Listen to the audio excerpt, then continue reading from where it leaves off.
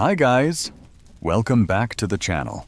Today we're diving into the epic saga of the Middle Ages, from the fall of the Western Roman Empire in 476 to the rise of feudal kingdoms, Charlemagne's coronation, the Carolingian Renaissance, and the birth of medieval universities.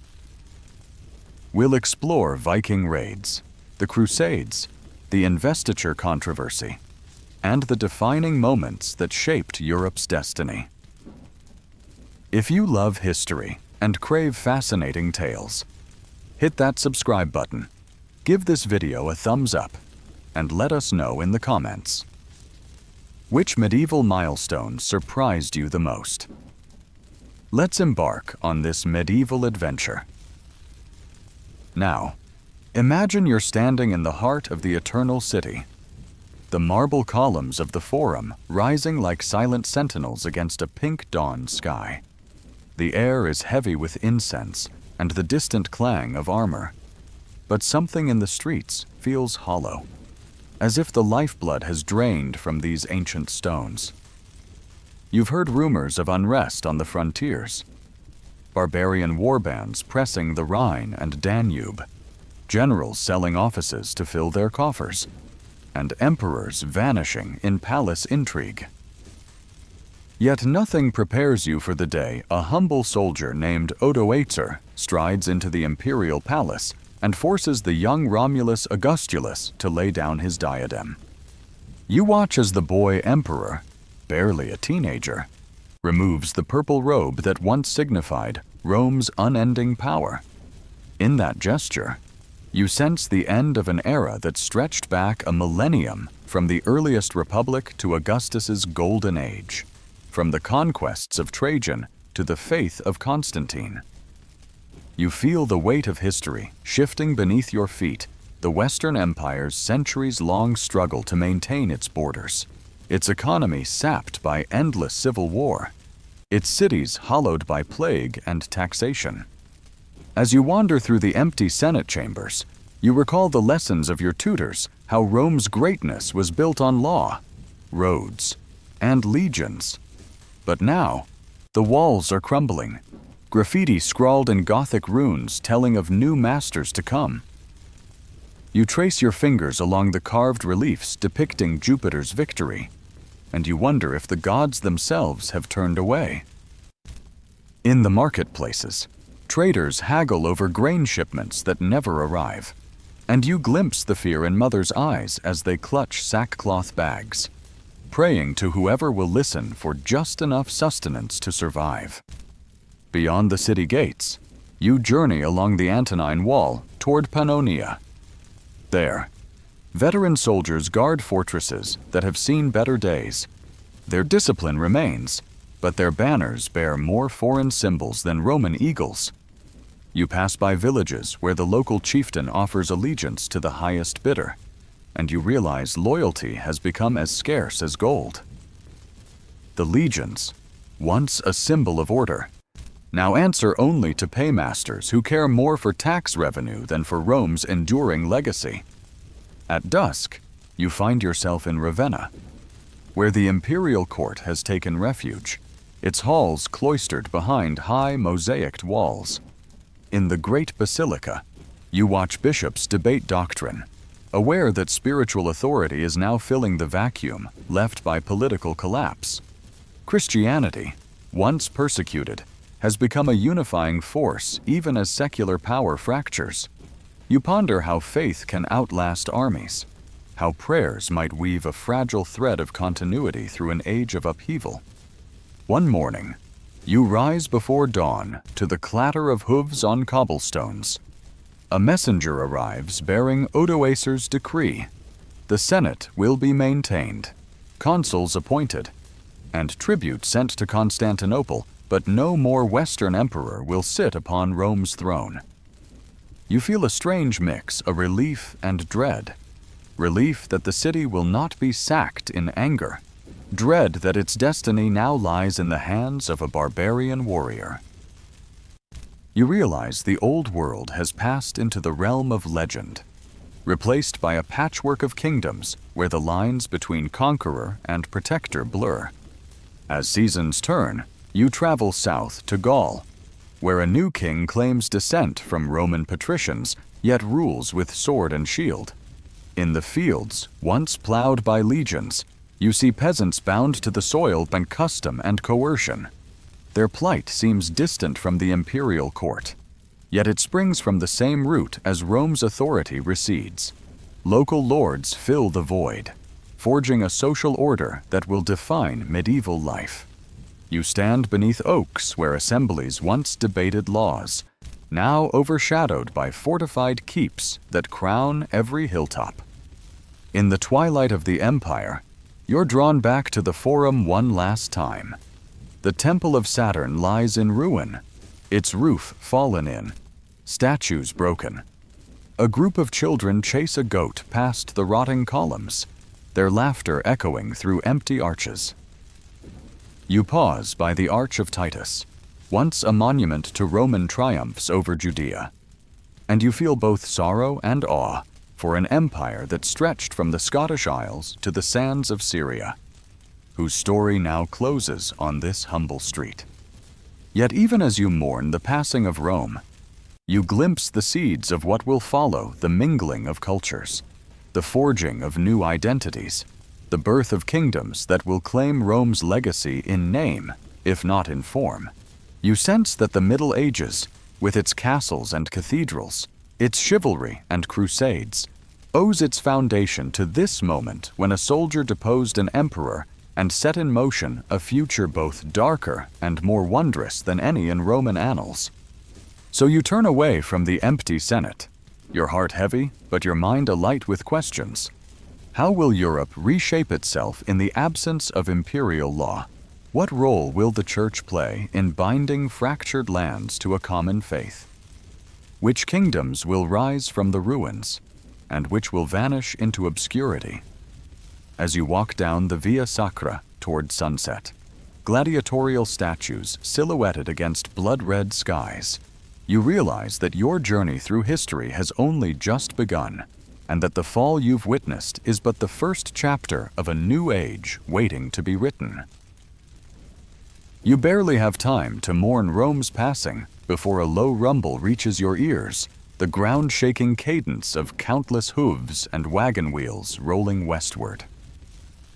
Turning from the crumbling Forum, you ride for the open plains and find yourself swept into a human river that stretches from the icy Baltic to the sun-scorched Danube. You can't count the tribes or tongues you hear Alemanni traders arguing over yokes of oxen, Vandals singing funeral dirges for lost homelands, Suebi children chasing dogs beneath wagons piled with bronze cauldrons and goatskin tents. Everywhere. Smoke spirals up from campfires as elders read the sky for omens. What you are witnessing is not a simple march, but an exodus entire peoples abandoning forests, islands, and steppe in search of land where they can survive winters, escape rival warbands, or claim the riches whispered to lie inside Roman Gaul and Hispania. At the heart of this torrent rides a terror you first glimpse at dusk, horsemen with long braids, lamellar vests that glitter like beetle shells, and bows carved from bone and sinew. They move like a storm cloud, silent, swift, relentless. When their scouts circle your position, you understand why legions once feared the name Hun. Their leader, eyes narrowed against the setting sun, demands grain and guides. Refusal is met with arrows that hum past your cheek and bury themselves in oak trunks behind you. As night falls, you hear the stories how these riders thundered out of the Eurasian steppe, shattered the Allan confederations, and drove Gothic kingdoms like deer before wolves. You begin to see the chain reaction, how a single nomadic empire can uproot settled peoples, who in turn press against Rome's battered limes, desperate for refuge behind its walls. You follow one such displaced nation, the Visigoths, who gather at the Danube's edge, their wagons loaded with everything they own: family shrines, iron pots for brewing mead, battered shields emblazoned with sunbursts. You stand beside them as they plead with Roman commanders for safe passage across the river, promising service in exchange for land. The officials, more concerned with bribes than treaties, cram thousands into makeshift camps, selling rancid dog meat at extortionate prices. Hunger turns to mutiny. You watch whole cohorts of refugees seize Roman granaries. And by dawn, the Gothic leader Fritigern rallies his warriors under a red-painted banner.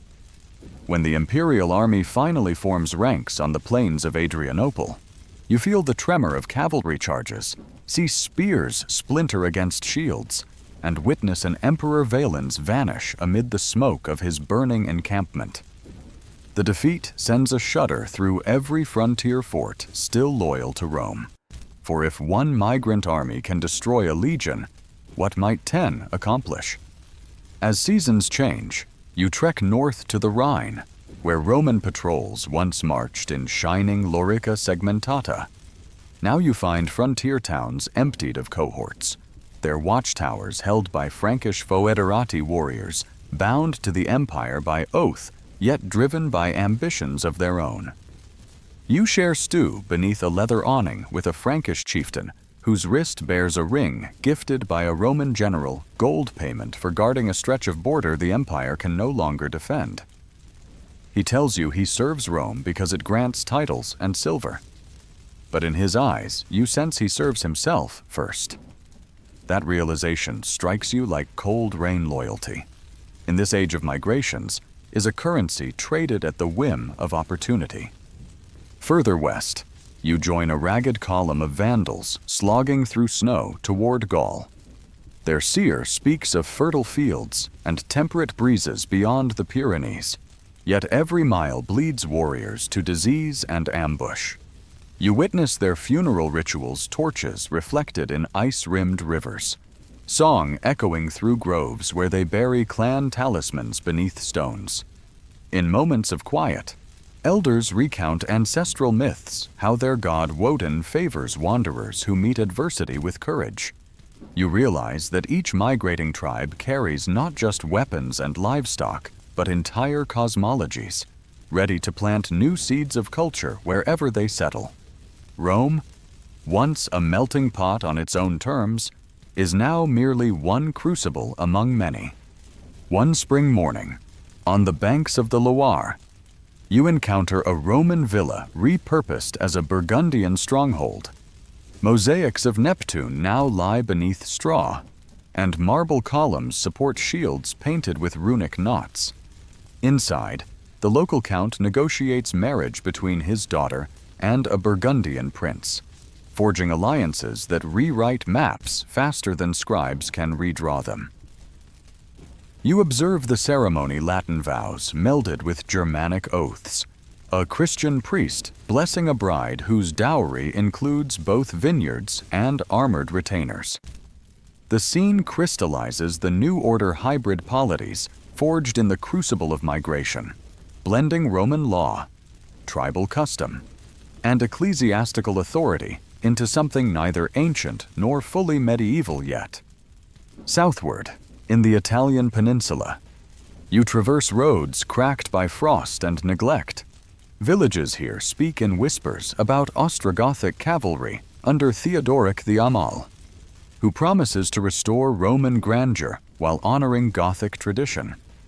You eavesdrop on merchants debating whether to pay taxes to Ravenna's imperial bureaucrats or to Theodoric's emissaries, whichever coin buys the safest route for next month's caravan. Even the Pope walks a diplomatic tightrope, offering blessings to warriors who keep cities standing while preserving Roman liturgy. In the shuffle of scrolls and treaties, you sense how governance evolves. Power is no longer a straight line from emperor to province. It is a web of negotiated loyalties among migrating peoples, Roman remnants, and a church rising in influence. Yet migration is not only a clash of swords and decrees, it is also the silent spread of ideas, crafts, and diseases. You spend nights in smoky longhouses where blacksmiths from Thuringia trade, forging secrets with Roman fugitives, producing swords that weld step-style composite blades to classical hilts. You taste honeyed ale flavored with Mediterranean spices, and watch weavers blend Tyrian purple yarn with Nordic patterns. Plague rumors follow trade routes like shadows, and you learn to recognize the first cough that clears a crowded hall. Still, life persists in its stubborn resilience. Children chase each other through encampments. Scribes copy torn codices onto birch bark, and bards compose epics that merge Roman heroes with tribal legends. Aeneas walking side by side with Arminius beneath mythic starlight. On a wind-swept ridge overlooking the Rhone, you pause to consider the landscape below. What was once a patchwork of Roman provinces now resembles a mosaic of migrating nations. Visigothic Toulouse, Burgundian Lyon, Frankish settlements along the Somme. Each territory pulses with new rhythms, different languages, laws, and liturgies, yet the Roman roads linking them remain, scarred but unbroken. You realize that the highways of empire have become corridors of migration, channeling both chaos and creativity across a continent in flux. As twilight falls and campfires flicker to life along the riverbanks, you sense the scale of transformation. The old imperial identity has fractured, but from its shards people are forging fresh bonds, sometimes in blood, sometimes in faith, often in both. You think back to that moment when Romulus Augustulus set down his crown, and you understand now that his abdication was not merely an end, but a catalyst. The migrations you witness are not a footnote to Rome's fall. They are the tide that will carve new shorelines, shaping kingdoms that one day call themselves France, Spain, or Italy. And as you wrap a worn cloak around your shoulders against the night chill, you know your journey through this turbulent age has many miles yet, each step carrying you deeper into a world remade by movement. You wake to the smell of wet cedar and freshly turned earth. Dawn light pours through the gaps in a timber palisade that wasn't here only a season ago. Yesterday, this hilltop overlooked a patch of abandoned Roman farmland. Today, it crowns a newborn capital.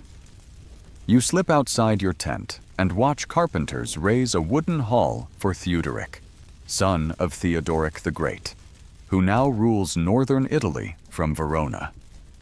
These Ostrogothic builders hammer Roman nails into Germanic beams, their voices mingling with the Latin orders of imperial surveyors measuring foundations. In one glance, you see two worlds splice together, the marble mile markers of an empire, the runic tattoos of warriors who never saw Rome at its zenith. Your journey south from the Rhine taught you how fast-moving tribes can become rooted peoples. It began when you crossed the snowmelt rivers of Gaul and arrived in a land the locals now call Burgundia. Along the Saône, you found a court held under a wine-stained canopy by King Gundobad, regal in a cloak sewn from silk smuggled out of the East. He offered judgment in both Latin and his own tongue, reciting laws that wove Roman contract clauses into ancient tribal customs. You listened as he granted vineyards to a Gallo-Roman widow. She would keep her land if she promised wine for the king's Easter feast. There, on damp spring soil, you understood that conquest was giving way to administration, and that legitimacy now grew from balancing swords with scrolls. From Burgundy, you rode like a shadow across the Pyrenees behind a caravan of Visigothic traders. They spoke of a new palace rising in Toulouse, its walls painted with biblical scenes rendered in a style half Mediterranean, half steppe. Inside, King Euric convened bishops and counts to compile a law code, the Breviary of Alaric, so his Roman subjects could resolve disputes without fearing Arian judges. You sat in the gallery while scribes dipped quills into cuttlefish ink, transcribing edicts that kept Latin terminology yet bent inheritance rules toward Gothic clan structure. When debate ended, the king walked the colonnade with a priest of Saint Saturninus. The two discussed grace and governance as though they were inseparable. In that moment, you realized that faith was becoming a bridge across ethnic frontiers. Even while doctrinal rifts, Arian versus Catholic, still crackled beneath the polished surface. Winter drove you to the Western Sea, where Atlantic spray froze onto your boots. There, in a rugged corner of Hispania, you found Suebi settlers transforming Roman Lugo into a capital they called Bracara. You spent stormy nights beside their hearths as storytellers praised Wotan, then crossed themselves at dawn mass syncretism unfolding in real time. Fields once left fallow under Roman tax burdens now sprouted rye, and the local bishop partnered with the king's mother to fund stone churches whose pillars cannibalized marble from a crumbling imperial bathhouse. When a plague hit the port, you watched Suebi warriors escort physicians trained in Alexandria, proving that Mediterranean scholarship still traveled the old road network, even if the empire that built it lay in shards. Spring carried you across the Strait of Gibraltar on a cork-patched Vandal ship painted cobalt blue. These seafarers, once vilified as pirates, now anchor an African realm stretching from Tangier to Carthage. As you disembark, jasmine fills the air and mosaics flash gold under desert sun. Master craftsmen Roman, Moorish, and Vandal alike restore cisterns and aqueducts to irrigate olive groves financing King Thrasymen's glittering court. You walk the renovated Forum, where Latin merchants haggle over pepper, while Arian priests preach against Nicene heresy in basilicas that once echoed with Catholic hymns. Even here, on the empire's grain basket shore. The pattern repeats. Conquerors adopt Roman tax ledgers, Roman harbor fees, Roman marble floors. Because stability grows, profits faster than raids ever did. Yet beneath every fusion, you sense tension. At Verona, a senator whispers that Theodoric's benevolence masks iron control. His Gothic bodyguards answer only to their warlord king. In Toledo, Hispanic nobles fear Frankish incursions and persuade young nobles to learn Gothic so they can spy on royal councils. Outside Carthage, Berber tribes raid caravans, testing a kingdom whose navy cannot patrol mountain passes. You ride through these fault lines, hearing rumors that no king, even one crowned in Roman basilica light, can bind so many tongues forever. Still, you marvel at their attempt. Where legions once stitched provinces together, now marriage alliances, written codes, and shared Christian festivals provide the seams. One afternoon in Ravenna, you witness a ceremony that encapsulates the era. Theodoric kneels before a mosaic of Emperor Justinian, renewing a treaty that recognizes him as Patricius rather than Augustus. By accepting a title carved from the old imperial lexicon, he legitimizes Gothic rule, yet dodges outright rebellion from Constantinople. You watch courtiers Romans in togas, Goths in bearskin cloaks applaud together, though each group harbors its own agenda. A choir sings the Gloria in Latin. Outside, children practice Gothic archery beside fragments of Trajan's column shipped north as war booty. In your notebook, inked with charcoal, you write a single line: everything old is rehoused rather than replaced. Travel takes you next to Lyon, where Burgundian smiths forge pattern-welded blades etched with Latin mottos.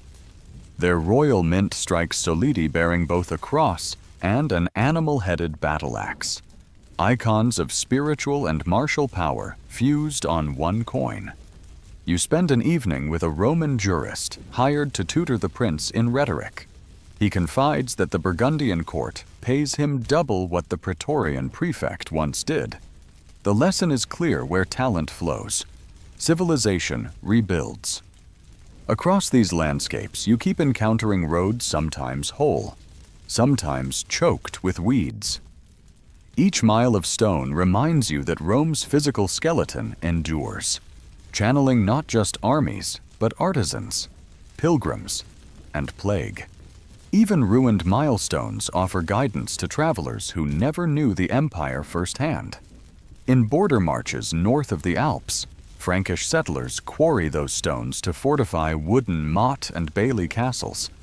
Down in Lusitania, Visigothic engineers refurbish a Roman bridge so herds can cross the Tagus en route to new markets. You reflect on how infrastructure outlives ideology, inviting successors to lay claim simply by maintenance. As midsummer dawns over the plains of Aquitaine, you pause on a ridge to survey patchwork lights dotting the valley towns where Latin psalms and Germanic war chants mingle under shared festival bonfires. You realize the migrations that once thundered like an oncoming storm have slowed, condensed, and crystallized into polities intent on permanence. These kingdoms copy Roman codices, repurpose imperial villas, and adapt frontier garrisons into royal courts. They wage war, yes, but they also mint currency, sponsor monasteries, and send envoys to one another along routes still measured in Roman miles. Closing your eyes, you imagine a child born tonight in Burgundia. She will grow up speaking a rustic Latin spiced with Frankish loanwords, pledging faith to Christ yet invoking ancestral spirits when illness strikes. Her homeland will feel neither wholly Roman nor purely Germanic, but something uncharted, a cultural alloy forged in the furnace of collapse and migration. And you sense that this alloy will set the foundation for a Europe of castles, cathedrals, and competing crowns. As twilight fades, campfires sprout like constellations over every hill, signaling both the end of Rome's singular night and the dawn of many smaller suns. You pull your cloak tighter, ready to ride east at first light toward rumors of a Carolingian ancestor named Pippin who is whispering of destiny.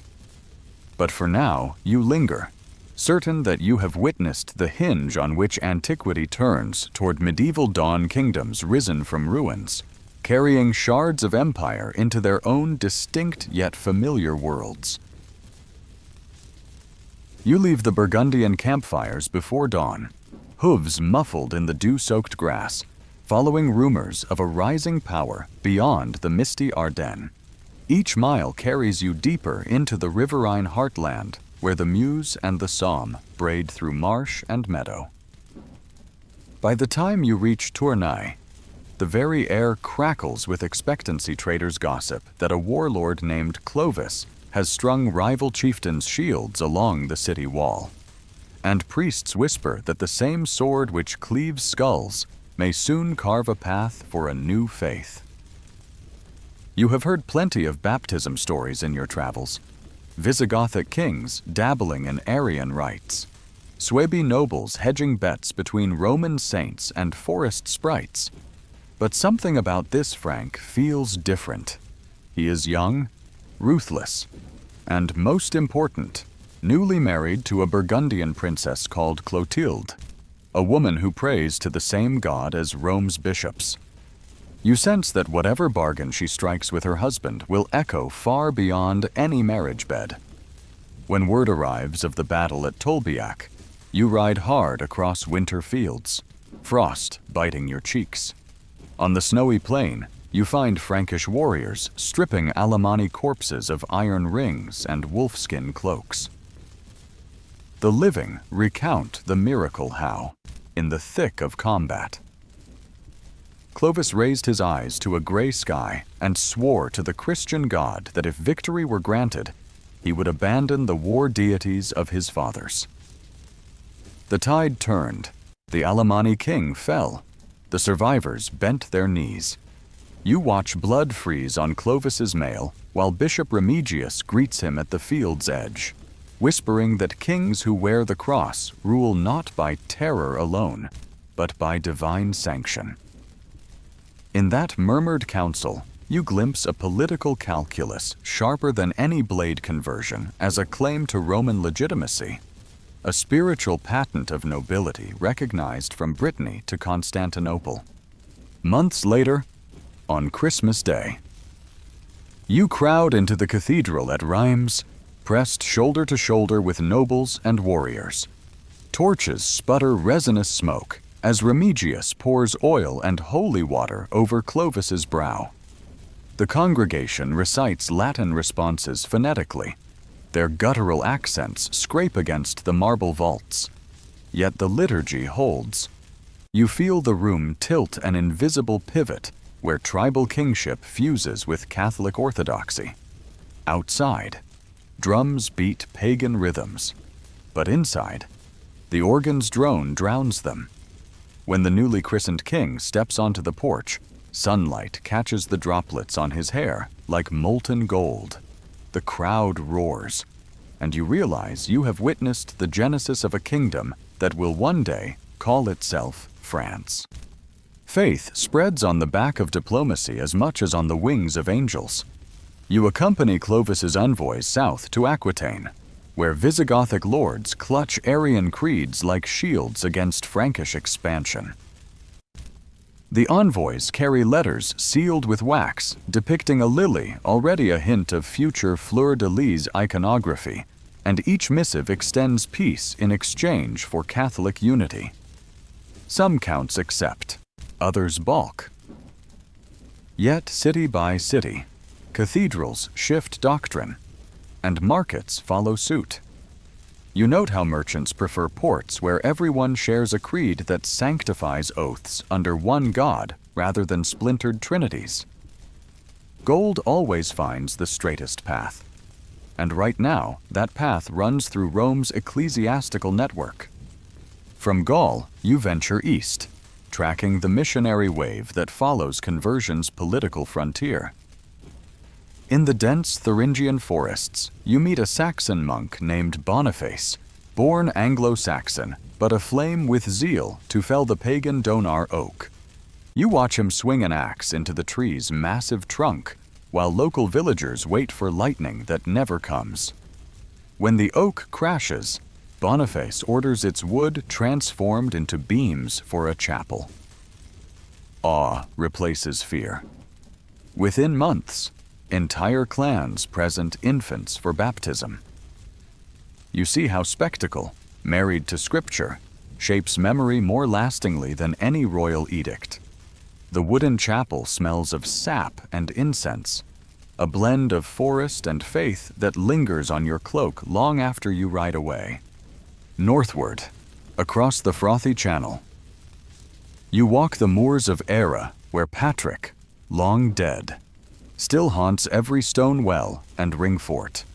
You sit in a smoky roundhouse as bards weave his tale a captive shepherd who returned as bishop, kindling monastic fires that leapfrog across fields like spring gorse.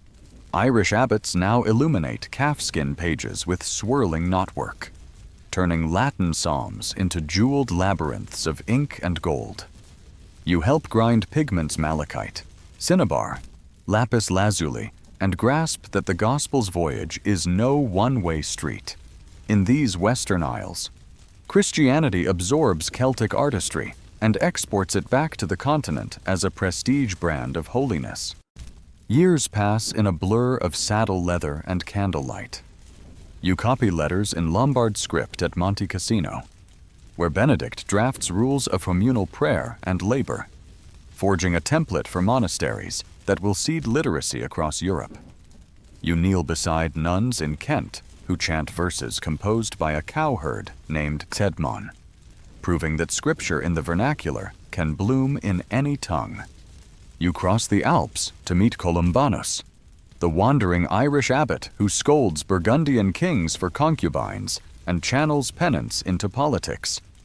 Everywhere you go, monasteries sprout like fortifications of the spirit, silent yet formidable, repositories of both prayer and grain, offering refuge to travelers and authority to restless lords seeking moral validation. But the road is not all hymns and halos. In Frisia, you dodge stones tossed by fishermen who fear that abandoning sea spirits will anger fickle tides. In Bavaria, you witness a duke threaten to burn a church unless saints' relics deliver victory over Avars within a fortnight. You attend councils where bishops debate filioque clauses with the fervor of generals planning sieges. Theology is politics by other means.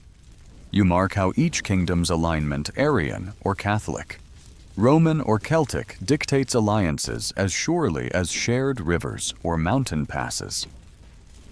Still, one pattern dominates the cross, increasingly crowns kingship, binding diverse realms to a moral order that stretches, however imperfectly, from Iberia's pilgrim roads to the marble courtyards of Constantinople.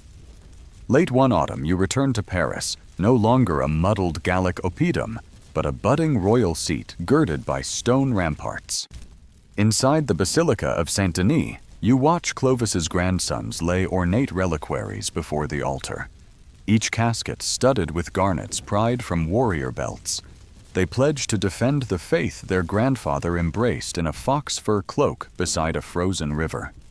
You recall that day at Tolbiac and marvel at how swiftly belief has mapped itself onto banners, laws, and even coinage that now bears crosses instead of Saturn's profile. Priests bless markets, scribes date charters by feast days, and even law codes open with invocations to the Trinity. Christianity is no longer an adopted fashion. It is the water in which political life now swims. Yet under that veneer lies unease. The same church that crowns kings also reserves the right to judge them. When a Frankish prince marries two sisters to secure adjoining counties, bishops threaten excommunication and armies retreat without swords drawn. You observe that spiritual authority, once a tool of rulers, has begun setting rules of its own. It will not be the last time heavenly mandates bend earthly crowns. Standing on the Ile de la Cité at dusk, you watch candlelight glimmer across the Seine and feel the city's heartbeat sync with bells tolling vespers. You understand that Europe has entered a new cadence.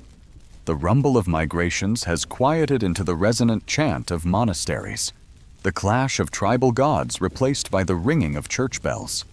The transformation is neither uniform nor complete. Pagan pockets smolder in Baltic marshes, and Aryan courts linger in the shadow of Pyrenees peaks, but the trajectory is unmistakable.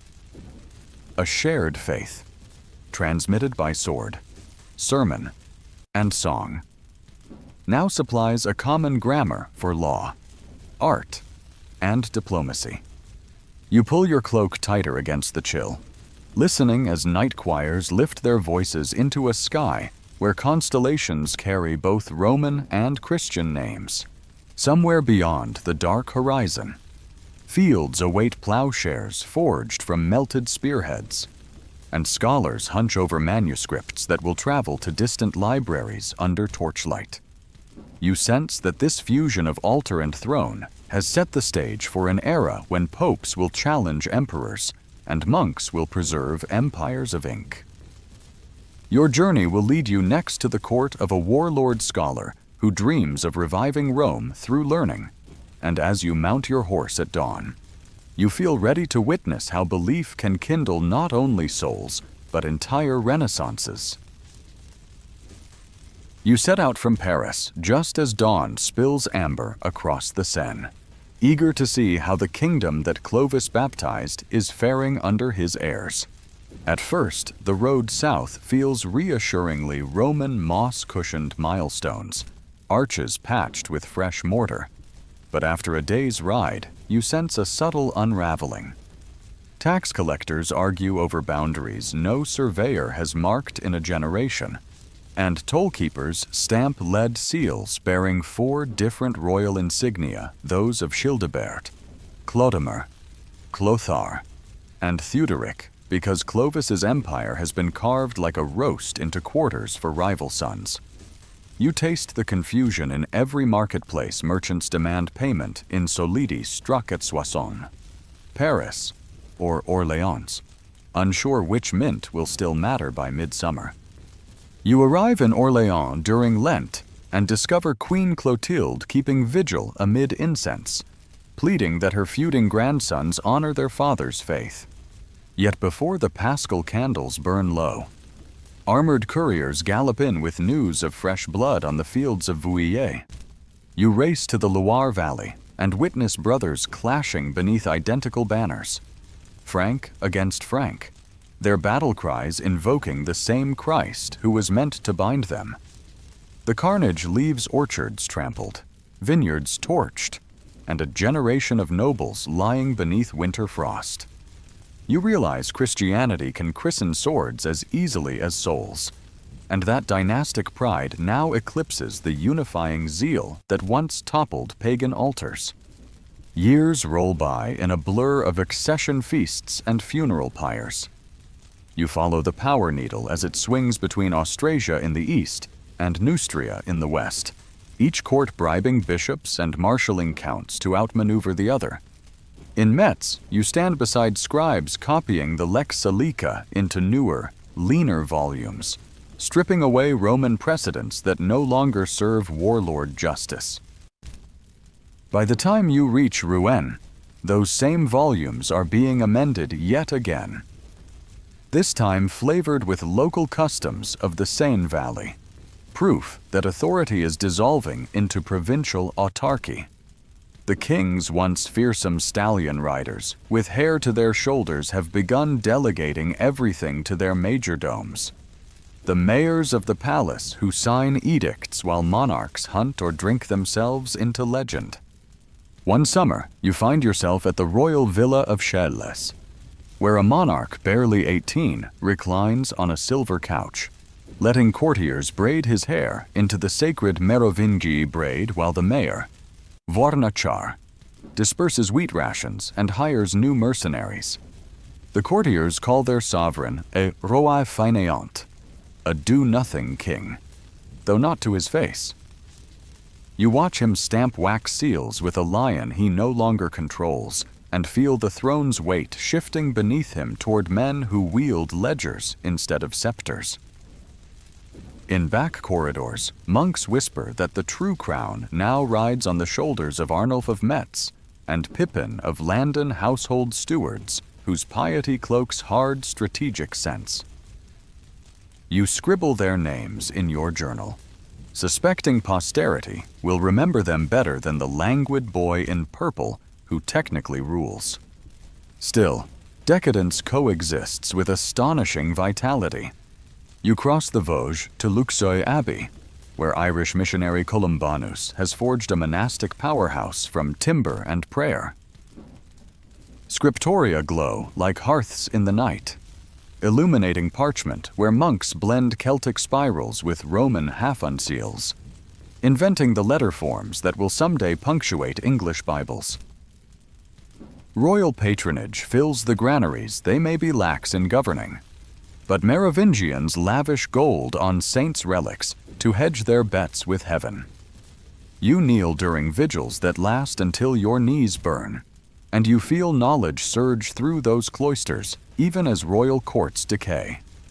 Into this swirl strides Queen Brunhild of Austrasia, a Visigothic princess ruling as regent for grandsons too young to grip a sword. You shadow her procession across the Rhine, marveling as she rewrites charters, erects roads, and challenges bishops who dare cross her. But a mirror image rises in Neustria Queen Fredegund, sharp-tongued consort to Chilperic, rumored to keep a cabinet of poisons. You attend a council where the two queens' envoys trade accusations thick as midges, and you realize Europe is witnessing its first great cat-and-mouse power duel fought by minds rather than armies. In the public squares, minstrels sing of daggers slipped beneath bedclothes, of assassins hiding in baptismal fonts, stories that turn history into dark folklore while the grain harvest ripens with indifferent steadiness. Eventually, the feud scorches everything south of the Ardennes. You survey a battlefield near Étampes, where both factions leave banners sagging in crimson mud, and you hear peasants mutter that kings might wear halos in mosaics, but devils on campaign. When plague follows war, you escort barefoot clerics distributing relic fragments as medicine. Their hollow-eyed faith is the only currency some hamlets still trust. You sense how quickly a realm can ricochet from royal opulence to near-biblical desolation, and how thin the veneer of Christian order remains beneath apocalyptic fear. Then, almost imperceptibly at first, the pendulum stops favoring Merovingian hair. In Austrasia, a tall, taciturn mayor named Pippin of Herstal leads cavalry at Tertry, routing Neustria and seizing the royal treasury. You watch soldiers hail him not as king, but Duke and Prince of the Franks, a title that sidesteps dynastic law yet commands unquestioned loyalty. Coins still bear a Merovingian head, but the die engraver renders the profile smaller, the cross above it larger, as though foreshadowing who truly blesses power now.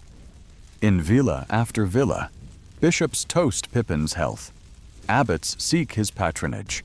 Even distant Lombard envoys bring silk gifts to his camp rather than the royal palace. You taste the shifting wind and know a new dynasty germinates beneath the long-haired kings, like oak roots under brittle ivy. You ride with Pippin's envoys along the Meuse, delivering capitularies that reset tolls and standardize weights, reviving trade arteries clogged since Clovis's grandsons first quarreled. Where law once splintered into local dialects, a hinge toward uniform policy creaks open. Peasant levies still owe labor to their count, but now those counts answer to a mayor who demands census rolls and plow counts reminiscent of Roman magistrates. You sense a return to bureaucratic gravity, a tightening of loose seams sown in the migration age, as if Europe inhales before a long stride. One frosty morning at the fortress of Herstal, you meet a sturdy boy sparring with wooden poles the mayor's grandson, Charles. He swings with unpolished fury but astonishing stamina, and tutors joke that he carries a hammer in his blood. You note the spark in his eyes and wonder if his generation will finish the quiet revolution his grandfather began. When you depart, Charles runs beside your horse and asks if Rome truly had walls that could swallow 10 cathedrals. You tell him yes, and he nods as though measuring a feat to surpass.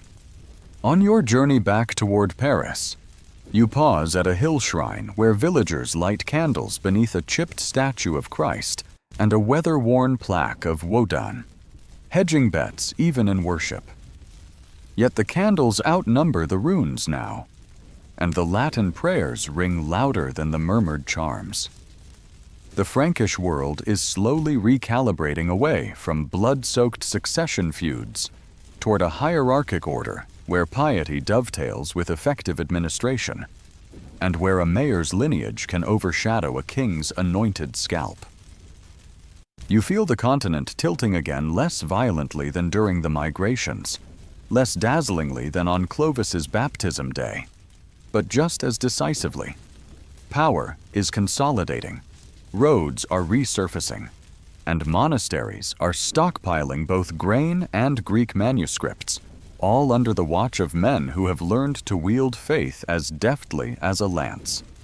As dusk settles over the wooded ridges of the Ardennes, you sense the Merovingian twilight stretching behind you like a purple bruise across centuries. Ahead, faint but growing, glimmers the dawn of a line that will claim not merely to rule the Franks, but to resurrect an empire of the West. You spur your horse toward that promise, prepared to witness how the hammer in Charles's fists might forge the next chapter of the medieval world. You remember that boy in Herstal, the one who swung wooden poles until his palms bled.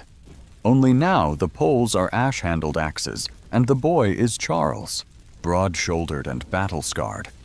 When his grandfather Pippin dies, rival mayors snatch at the Frankish purse, and Queen Plectrude locks Charles behind iron bars in Cologne.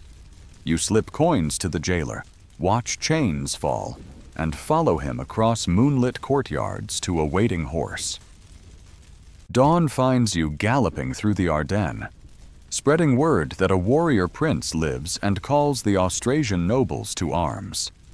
They gather in clearing and cloister alike black-cloaked bishops beside wolf-pelt warlords, pledging to stand behind the only leader bold enough to break the Merovingian spell. In the frost-glinting fields outside Amblève, he feigns retreat, then slams into pursuing troops so suddenly that helmets fly like startled ravens. By nightfall, the Neustrians scatter, and Charles's banner, the saltire hammer, flutters over wagons filled with royal tribute. Victory breeds more battles. Vincy, Soissons, the echoing heath of the Lippe, where Frisian longships burn under winter stars. You ride flank, feeling hoofbeats rattle your ribcage while Charles recalibrates warfare itself. He seizes church estates, not to desecrate them, but to fund a permanent corps of mailed horsemen. In return, he shields abbeys from brigands who once treated cloisters as granaries ripe for plunder. In council halls, he distributes charters that grant abbots new villages in exchange for prayers and grain taxes, effectively welding altar and saddle into a single engine of state. You watch blacksmiths test length stirrup straps, marveling at how a loop of iron lets a rider brace a lance with devastating force. The Frankish charge becomes thunder incarnate, and gossip claims even the Rhine shivers when Charles's hoofbeats roll over its frozen surface. Trouble soon arrives from the horizon's scorching edge. Muslim raiders push over the Pyrenees, sacking Bordeaux and Tours, their banners embroidered with Quranic verses that flicker in the torchlight like meteors. You skirt blazing farmsteads, smell scorched wine casks, and see refugees stumble north clutching icons and infants. Charles answers with an economy of motion, no grand speeches, only a flurry of riders summoned by horn blasts echoing through oak corridors. On a ridge near Poitiers, you crouch behind a thicket as crescent standards ripple opposite iron crosses. For 7 hours, shield lines grind together. Frankish infantry absorbs charge after charge, while cavalry hangs back like a cocked fist. At dusk, Charles unleashes that fist, and the roar, when armored riders crash into fatigued Andalusi ranks, sounds like a cathedral roof collapsing. In the silence afterward, you notice birdsong returning, timid yet insistent, and you understand the road to northern Christendom has just been barred shut by a man history will dub Martel, the Hammer. The victory does not lull him, it sharpens his appetite for reform. You accompany him east, where St. Boniface hacks down pagan oaks and nails gospel pages to fresh-cut stumps. Charles guards the mission with spear walls, then endows new bishoprics at Würzburg and Mainz, ensuring conversion sticks like mortar rather than mere whitewash. In icy Advent twilights, you help copy a letter for the Pope, describing these frontier churches as fortresses of the soul. Rome replies with pallia white woolen stoles and praise that smells faintly of opportunity. You glimpse how salvation doubles as soft power. Bishops sanctify Charles's rule, and Charles funds the parchment that spreads their creed. When the Hammer finally lays down his weapon in 741, you stand at his bier in Saint-Denis, inhaling beeswax and pine resin while choirs chant antiphons that bounce off tombs of long-haired kings now eclipsed. His sons Carloman and Pippin inherit authority split like a double-edged blade. Carloman, tormented by visions of angelic swords dripping blood, retreats to a Monte Cassino cell, leaving Pippin to test whether the man who holds the mace might also wear the crown. You escort emissaries across the Alps' narrow passes where snowmelt sings under ice to Pope Zachary's audience chamber. The question posed is deceptively simple: should the one who exercises power also possess the royal title?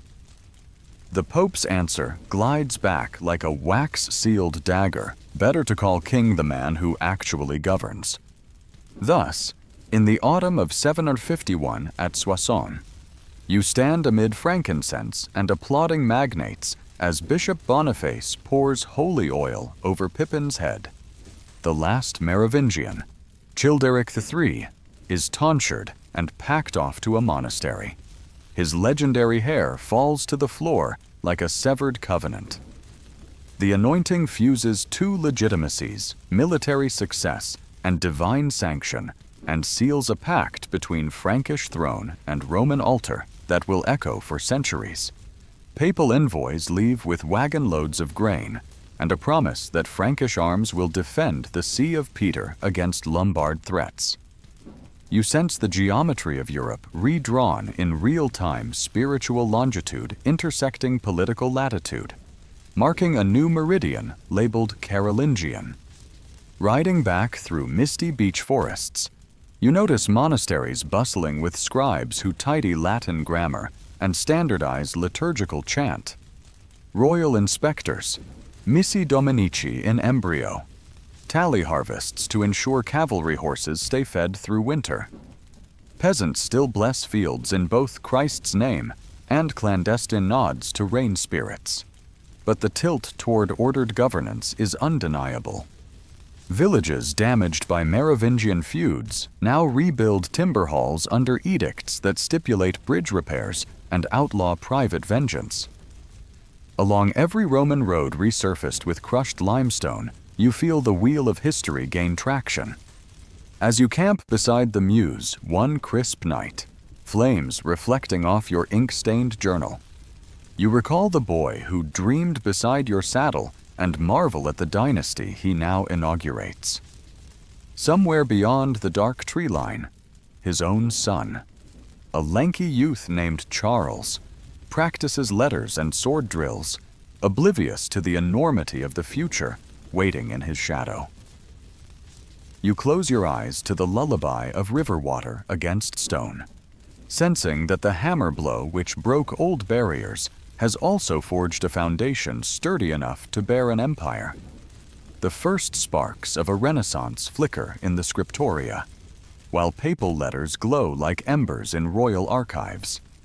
Tomorrow, you will ride east toward Aachen, drawn by whispers of a palace rising on marshland. But tonight, you breathe a world recalibrated one step closer to Rome reborn, yet tempered by the anointing oil that glistens still on a new king's brow. You first meet the grown Charles on a cold April dawn outside Pantheon, where mist hugs the marshes and the smell of new sawn oak hangs in the air. The lanky teenager you once watched practicing sword drills has thickened into a towering rider whose shadow seems to stretch the length of a tilled furlong. He greets you with the quick grin of a man who measures distance in days' marches, not courtly hours. His father Pippin has died, and the realm now split between Charles and his brother Carloman already feels too small for two lions. Carloman hovers in the southeast, brooding behind Lombard alliances. Charles, restless, studies maps by torchlight, the wax pooling into lakes around wooden markers that represent duchies begging to be disciplined. You sense ambition in every finger tap he lays on parchment, but also curiosity. What would a kingdom look like if borders bent to his will, the way stirrup-braced lances do under his charge? That winter, Carloman succumbs to fever, and the fractious Frankish magnates gather at Corbeny to decide whether to fracture the realm again or trust it whole to a single warlord. You stand inside the timber hall when the bishops raise their croziers and the nobles their drinking horns, pledging fealty to Charles alone. The oath rolls through the rafters like thunder: one king, one realm, one fate. Afterward, Charles invites you to ride with him east, where Saxon forests seethe with oath-breakers. "I will bring them the psalm or the sword," he mutters, fastening wolf-fanged clasps across his cloak. The First Saxon Campaign is a collision of world-smoky Frankish campfires flicker against moonlit groves where Irminsul, the sacred pillar, rises like a living spine of the earth. You watch Charles's warriors hack it down while monks chant the Te Deum, their voices trembling yet unwavering. When the pillar crashes and embers fly, you feel the forest itself exhale a sound between sorrow and surrender. Captives kneel for baptism in river water that runs red with iron-rich soil. Some accept the rite with blank eyes, others with thin disguises of compliance. You sense this war will not be settled in a single season. But Charles is already pivoting south. Pope Adrian begs relief from King Desiderius of the Lombards, whose brazen horsemen press on Rome's flaking walls. The Frankish host snakes through alpine passes still crusted with late snow, hooves sparking on granite where Hannibal once led elephants.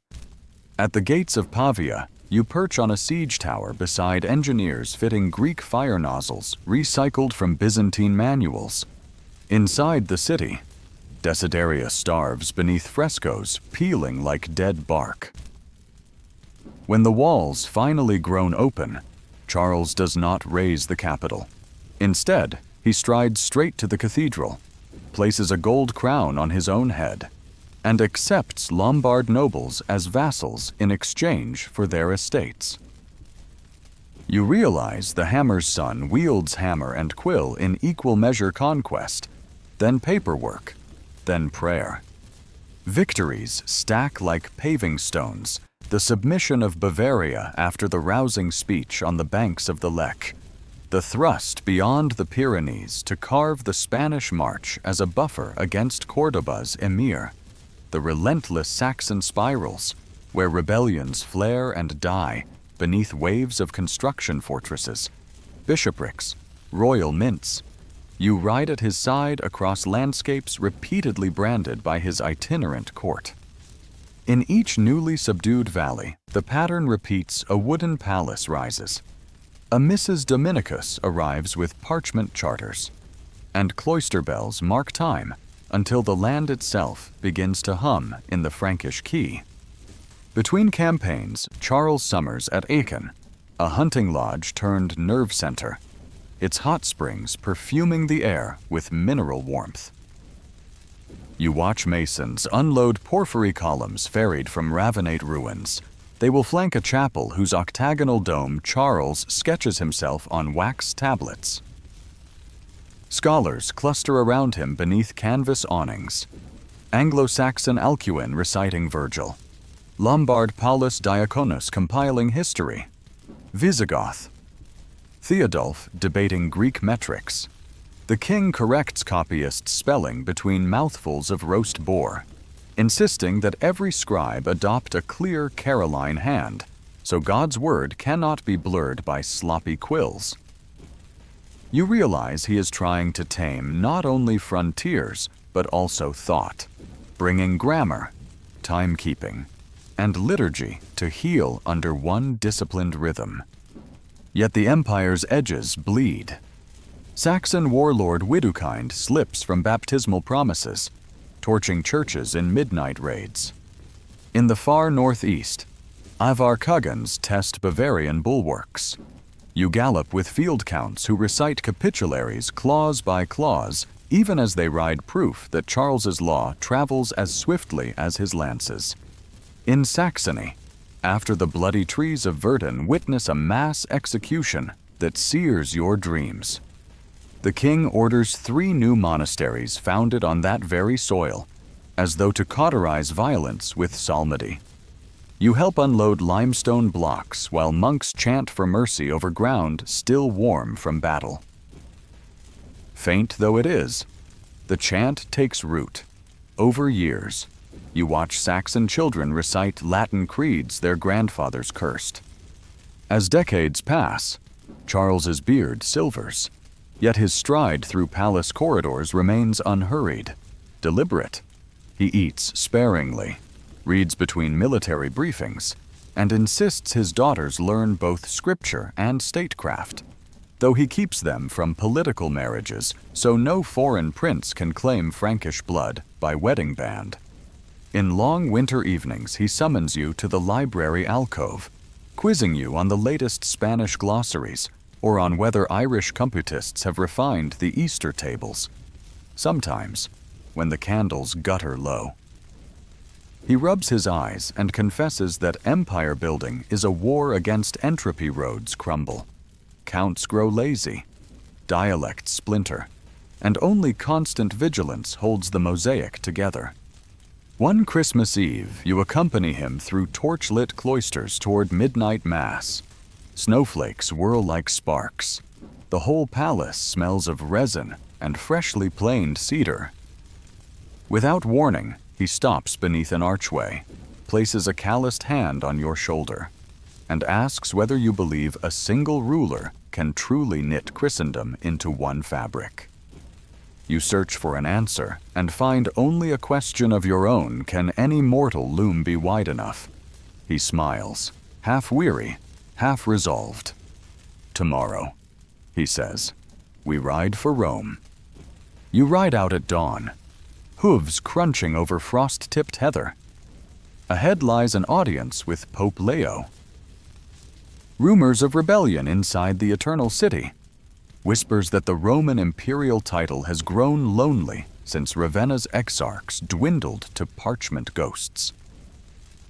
Charles's war banners, once raw wool, now embroidered with lilies and crosses, snap like prophecy in the wind.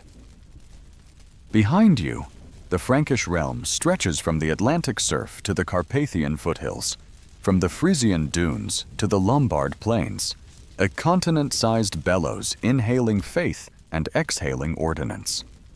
As the Alps rear up again, old acquaintances now you reflect on the journey that began with a pale boy swinging wooden poles. You have watched him hammer borders, kindle schools, baptize nations, and summon architects to cage light beneath domes of marble and gold. Yet as you guide your horse into the first switchback, you sense the trail's steepest ascent still lies ahead. Whatever awaits in Rome laurel circlet, iron crown, or something wholly unforeseen will decide whether his life's forge yields a temporary blaze or a fire bright enough to brand the centuries. You tighten your cloak, feel snow sting your cheeks, and follow the king onward, ready to witness history strike its next thunderous blow. You crest the final ridge at dawn, and Rome unfurls beneath you, the Tiber flashing like a bronze serpent, and the 7 hills pricked with watchfires that gutter in the winter wind. You can almost taste antiquity in the air. Crushed laurel, marble dust, candle smoke, yet the city feels restless, its basilicas flanked by half-collapsed temples and its alleys patrolled by Frankish guards in iron helms. Pope Leo has taken refuge behind the Lateran's frescoed walls after a street mob tried to gouge out his eyes. And every banner you pass bears either the crossed keys of Peter or the gold lilies of the Franks. When you dismount inside the Leonine Palace, the king greets you in a hall hung with faded tapestries looted from Lombard coffers. His voice low, measured, unwavering. Tomorrow is Christmas, and heaven itself seems poised to decide who will guard Christendom's battered heart. Nightfall drags a cold rain across the Forum, and you walk its broken flagstones while monks chant litanies that echo between cracked columns. Fires flicker in braziers set beside the Arch of Titus, curling steam from the cloaks of pilgrims who have marched here on bloody feet to beg indulgence. They speak of miracles and omens, how a star hung motionless above St. Peter's dome 3 nights ago, how a blind mason claimed he heard angel wings rustling in the nave. You suspect rumor works harder than any envoy to prepare the city for what dawn may bring. But you also sense an undercurrent of fear. Romans remember emperors. The very stones carry the weight of empire like dormant thunder. And no one, not even the Pope, knows what will happen if that thunder rumbles again. At Matins, bells shiver through the mist, and torches light the path up the Vatican Hill. You walk beside the king under a canopy of purple dyed so deep it looks like midnight trapped in cloth. His shoulders are broad beneath a wool mantle lined in lynx fur, and yet he carries himself as if the garment weighs nothing. Inside the basilica, candlesticks as tall as soldiers cast molten halos across a crowd of bishops, envoys, and Roman nobles pressed together in uneasy truce. Incense churns the air until the nave seems swaddled in cloud.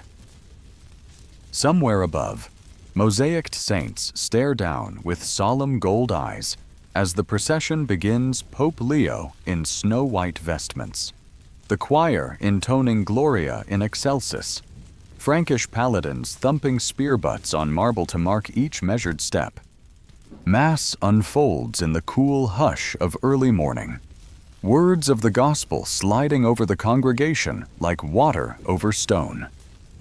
You kneel beside the royal dais, close enough to feel the faint tremor in the king's breathing as the Pope ascends the altar's final step.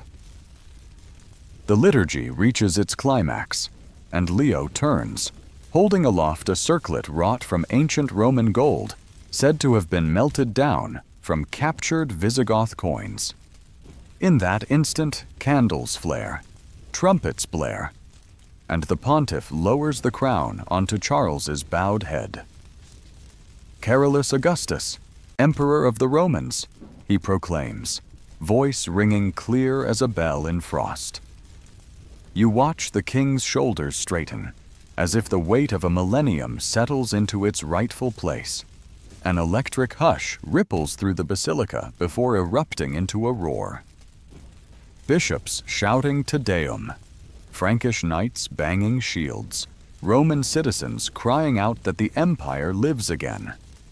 For a heartbeat, you feel the centuries fold Caesar's laurel, Constantine's diadem, Justinian's purple, all converging on this moment when a Frankish warlord becomes heir to an idea older than any kingdom still breathing. Yet you also catch the flicker of calculation behind Leo's serene gaze. By crowning a protector, he has tethered papal fate to Frankish steel, asserting that no emperor may rule without the Church's blessing. You understand that the ceremony is both sacrament and statecraft, heaven's imprimatur, stamped onto earthly power with wax that can still melt if the alliance falters. The days that follow are a blur of decrees and diplomatic feasts.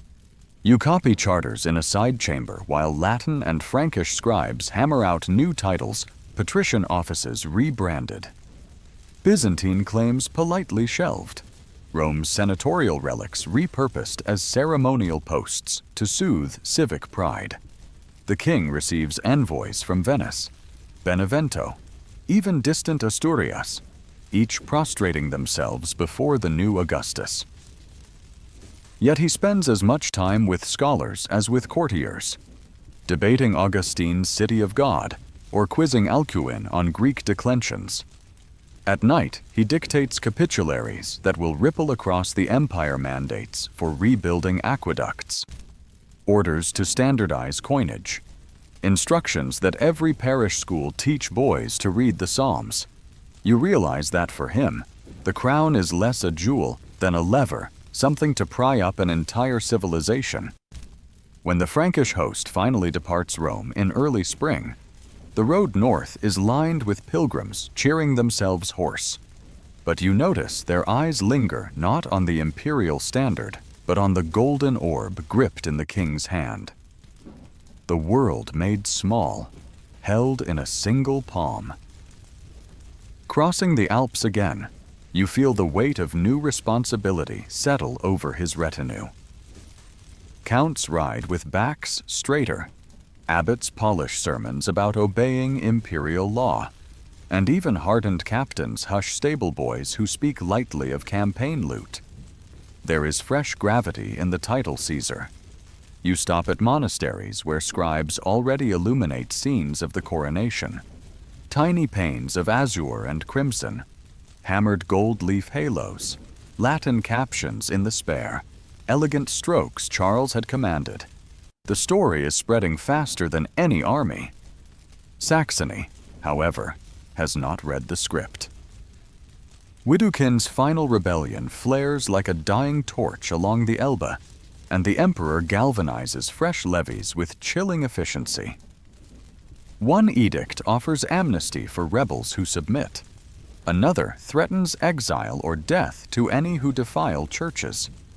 You ride into forest clearings where wood smoke mingles with hymn smoke monks singing vespers beside half-finished blockhouses. Over the next months, the fires of revolt gutter out, replaced by the steady glow of frontier bishoprics.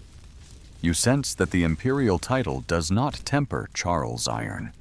It sheathes it in law, making each campaign feel less like conquest and more like the tightening of a vast mechanism. Summer finds you back in Aachen, where the half-finished chapel now soars in octagonal splendor, porphyry columns catching noonlight like embers.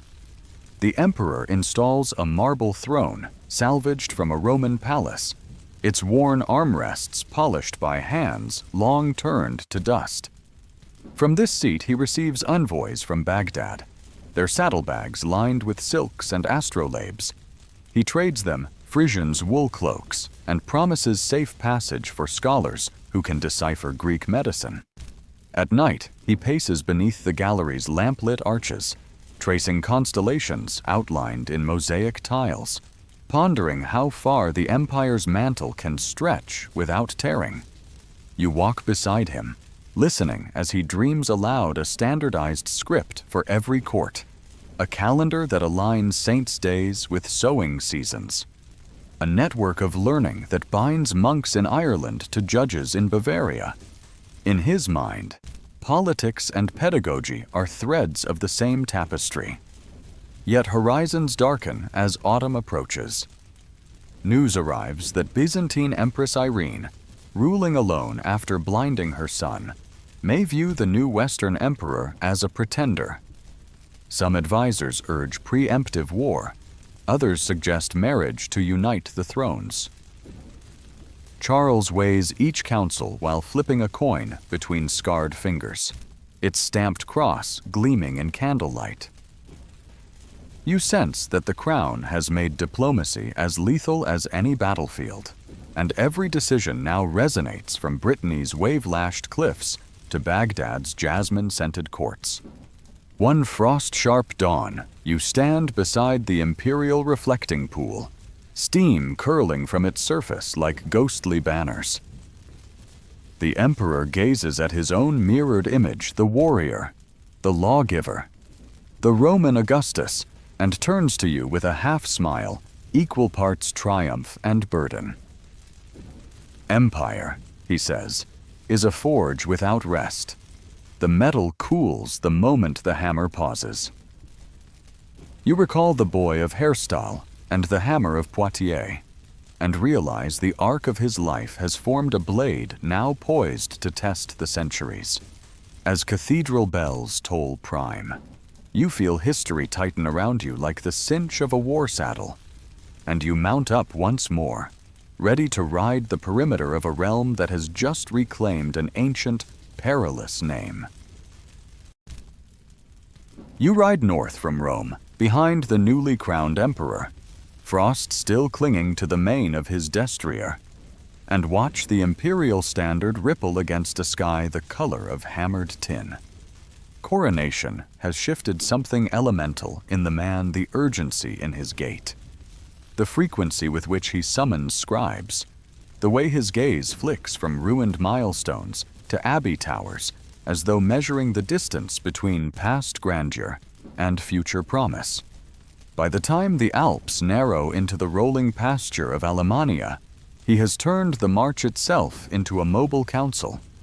At each night encampment, he spreads vellum across a camp table, drafts capitularies by torchlight, then has you carry the wet ink copies to bishops and counts, still wiping travel dust from their boots. The message is simple. Relentless and empire reborn must first relearn how to read. When the column reaches Aachen, the half-finished palace complex resembles a beehive breathing steam into late winter air. Builders shout in Frankish and Lombard, fit porphyry columns into sockets carved from Swabian granite, and plain cedar planks whose scent competes with the sulfur tang of the hot springs. Instead of disbanding his army, the emperor billets veterans alongside masons and painters. The clink of hammer on chisel becomes the day's reveille. Psalmody, its vespers. You are assigned quarters beside the Aula Regia, close enough to feel dawn vibrate through scaffolding. Each morning, a bell summons not knights, but schoolboys, the princes, the pages, the sons of loyal counts into a vaulted hall where Anglo-Saxon Alcuin of York unwraps parchment scrolls like lengths of spun gold. Sit straight, tongues ready.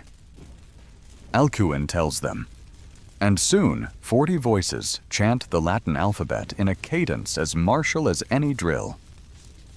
You join the back row, cramped on a bench still sticky with resin, and copy Gloria Patri in the new hand the master insists upon clear.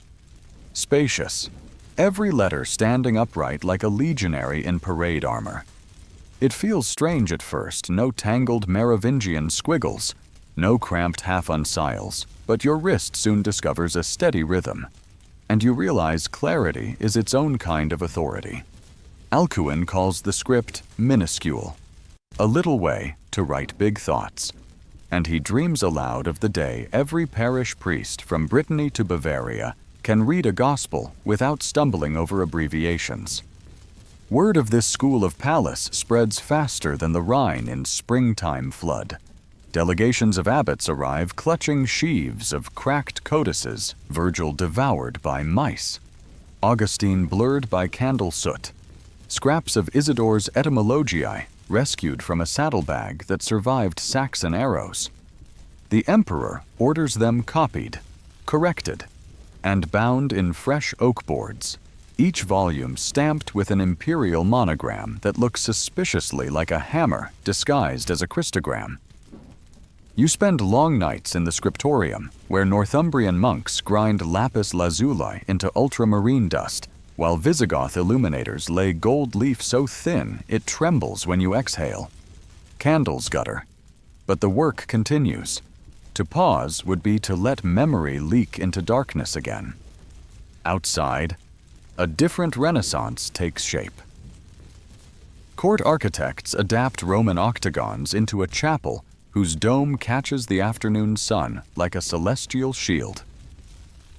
Lombard metalworkers cast bronze doors engraved with vines that coil into Greek letters.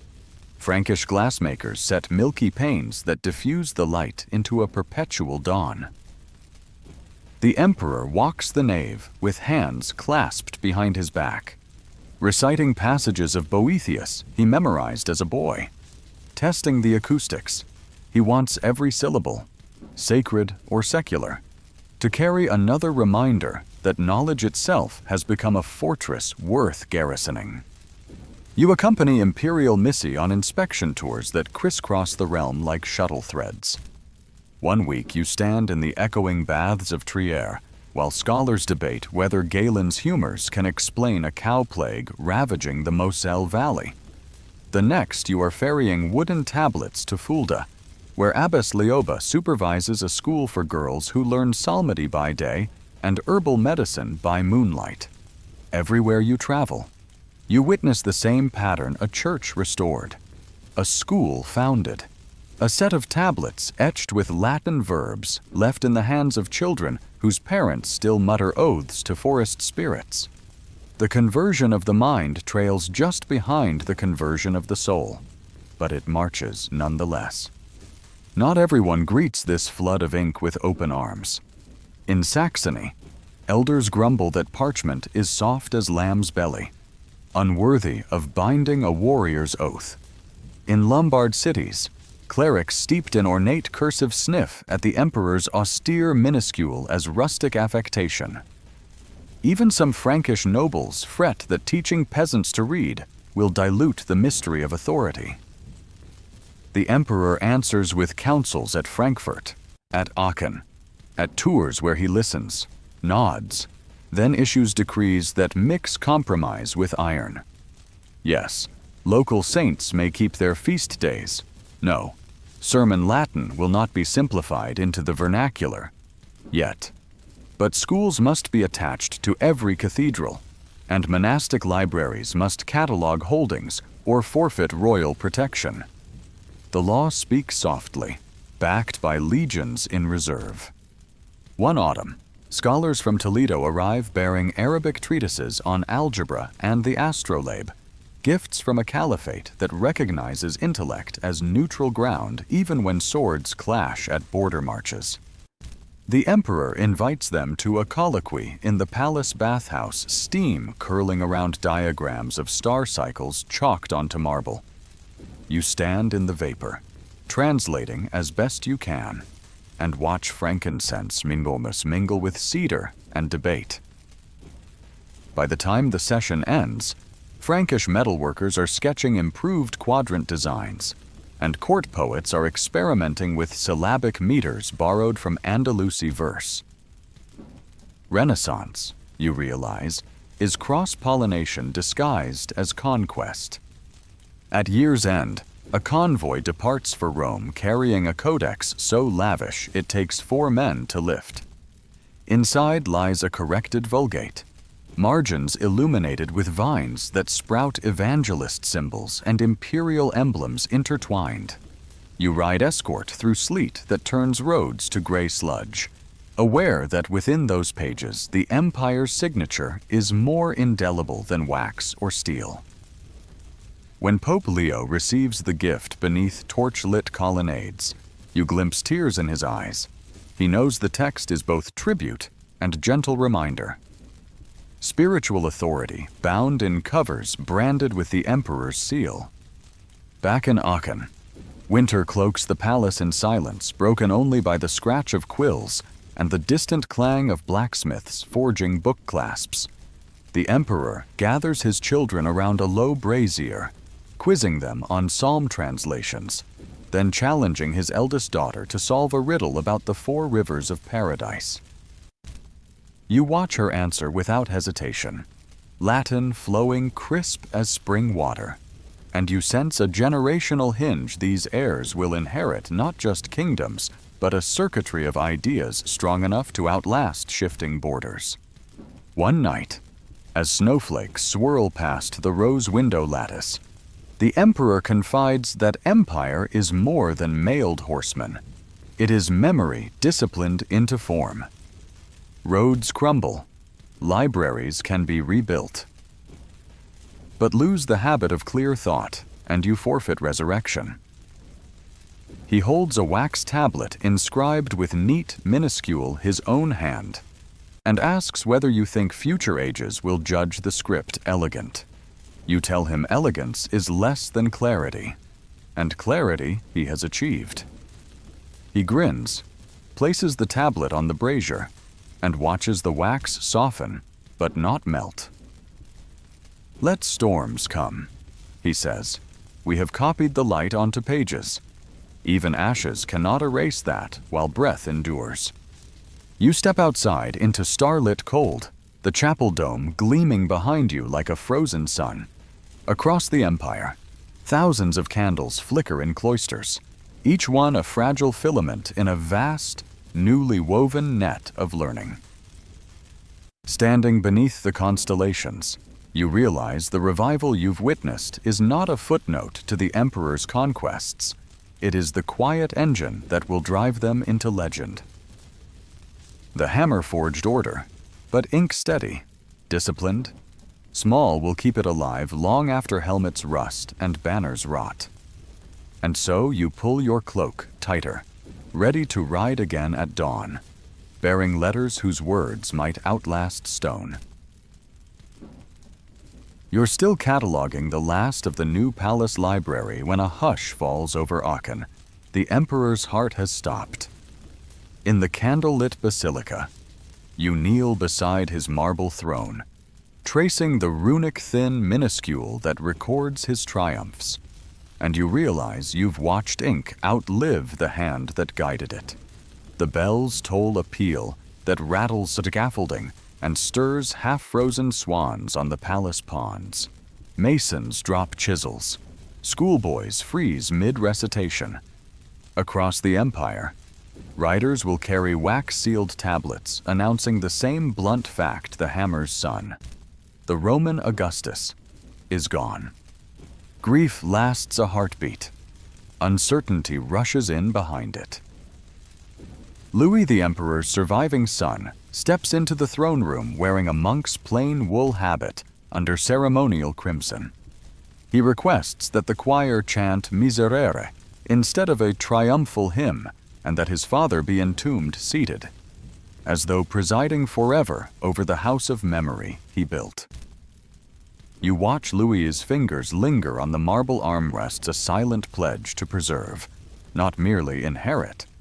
Yet you sense tremors beneath that vow: three grown sons, each restless, aristocrats whose loyalty hinged more on the dead man's charisma than on institutional habit, and frontiers that know exactly when a falcon slips its jesses.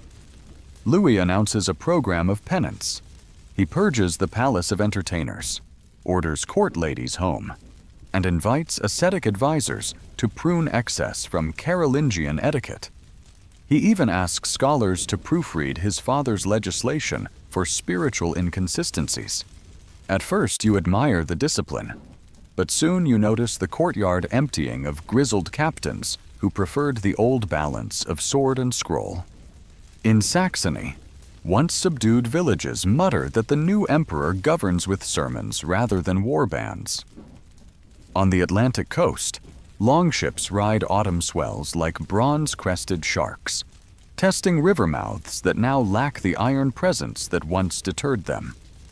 Louis tries to preempt conflict by dividing the empire into sub-realms regna for each of his sons: Lothair, Louis the German, and Pippin of Aquitaine. Charters are drafted in graceful minuscule, sealed with imperial purple. You ride with messengers delivering the documents, and everywhere find abbots praising the plan's fairness. Yet nobles in each region read the parchment like wolves eyeing a divided carcass, gauging how far they can gnaw before the center bites back. The young princes accept their inheritances with smiles, but you catch the tension behind their eyes. Parchment boundaries feel temporary when your brother's border is just a day's gallop away. The first rupture comes when baby Charles, born late to Louis and his second wife, Judith, needs land of his own. At the imperial diet in Worms, you listen as courtiers invoke Solomon. But the brothers hear only subtraction. Their promised realms shrink to feed an infant's future. In taverns, minstrels parody scripture, and on the 8th day, God created the divider and called him emperor. Revolt crackles like dry straw. Lothair claims senior imperial rights and conspires with disaffected magnates. Louis the German rallies East Frankish counts, while Pippin drums up Aquitanian horsemen who still sing the old war songs about Rowan's horn. Civil war bursts open like a thunderhead. You stand at the Battle of Fontenoy, waist deep in trampled rye, while cousins hack cousins under banners that once shared the same lilies and crosses. The air carries a metallic smell, part blood, part shattered mail links. Clerics wander the field offering absolution in exchange for a whispered creed. Some soldiers die mid-paternoster. When dusk finally lowers its visor, you count thousands of bodies, each a parchment page torn from the library of the living. Charlemagne's dream of a single Christian commonwealth lies in tatters, soaked through with kin-shed guilt. After Fontenoy, Even the weather seems split. Storms pound Burgundy, while drought browns Saxon fields. Famine dogs refugee columns, and plague rides the trade roads. Viking raiders push up the Seine to sack Paris itself, pilfering relics painstakingly recopied during the Renaissance.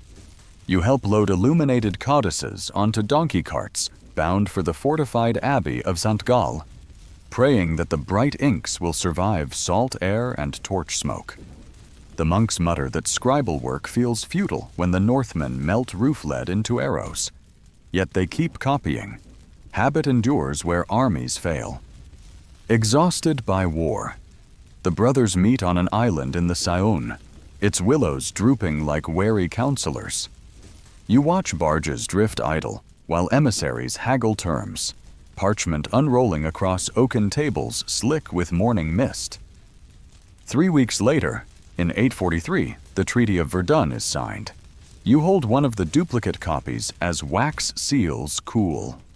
The empire subdivided into 3 longitudinal blocks: West Francia to Charles the Bald, East Francia to Louis the German, and a long middle strip, Lotharingia, stretching from North Sea marshes to Italian olive groves for Lothair, who retains the imperial title but little uncontested authority. The document's Latin is flawless, every clause balanced, every boundary rationalized along rivers and bishoprics. Yet the ink feels brittle. You sense history muttering that lines drawn by quill rarely survive the first hard rain. Riding west with Charles's entourage, you witness the immediate scramble. Counts repledge fealty no longer to the empire, but to whichever prince's tax collectors arrive first. Market scales are recalibrated to new coinage, and minters recast the imperial monogram into regional variants, a lily here, a cross pate there. Alcuin's standardized scripts fragment into dialectical spellings. In clerical margins, you see scribes experimenting with Romance vernacular. The earliest hints of French and Provençal pushing through Latin soil like spring weed. The cultural web, woven in Aachen, begins to fray. Yet in its unraveling, you glimpse new colors, localized saints' lives, epic poems celebrating regional heroes, legal commentaries that blend Roman law with Frankish custom. Back in Aachen, you walk the palace courtyard now echoing with emptiness. The octagonal chapel still sings when choirs rehearse, but half the workshops lie silent, their artisans lured to new courts vying for prestige. You find comfort in the scriptorium even as political unity crumbles. Monks press on, dispatching corrected Bibles to every subdivision. Knowledge, they insist, transcends border posts. You believe them until a letter returns from Lotharingia complaining the illuminations present Charles's genealogy too prominently. Even parchment has become partisan. Yet not all is decay. In East Francia, Louis the German sponsors missionary drives into Slavic territories, translating hymns into Old High German. In Aquitaine, troubadours turn local dialect into art, their cansos weaving theology with courtly desire. And under Charles the Bald, Parisian scholars refine Carolingian minuscule into an even sharper instrument proto-Gothic hands that will one day frame Dante and Chaucer. You realize the Renaissance you witnessed has not died. It has seeded itself into multiple soils, each sprouting according to climate, threat, and ambition. As you cross the Meuse on a fog-shrouded morning, parchment packets strapped behind your saddle, you look back at the empire's broken silhouette and feel a bittersweet awe. The hammer forged unity, the quill disseminated wisdom, and human frailty fractured both.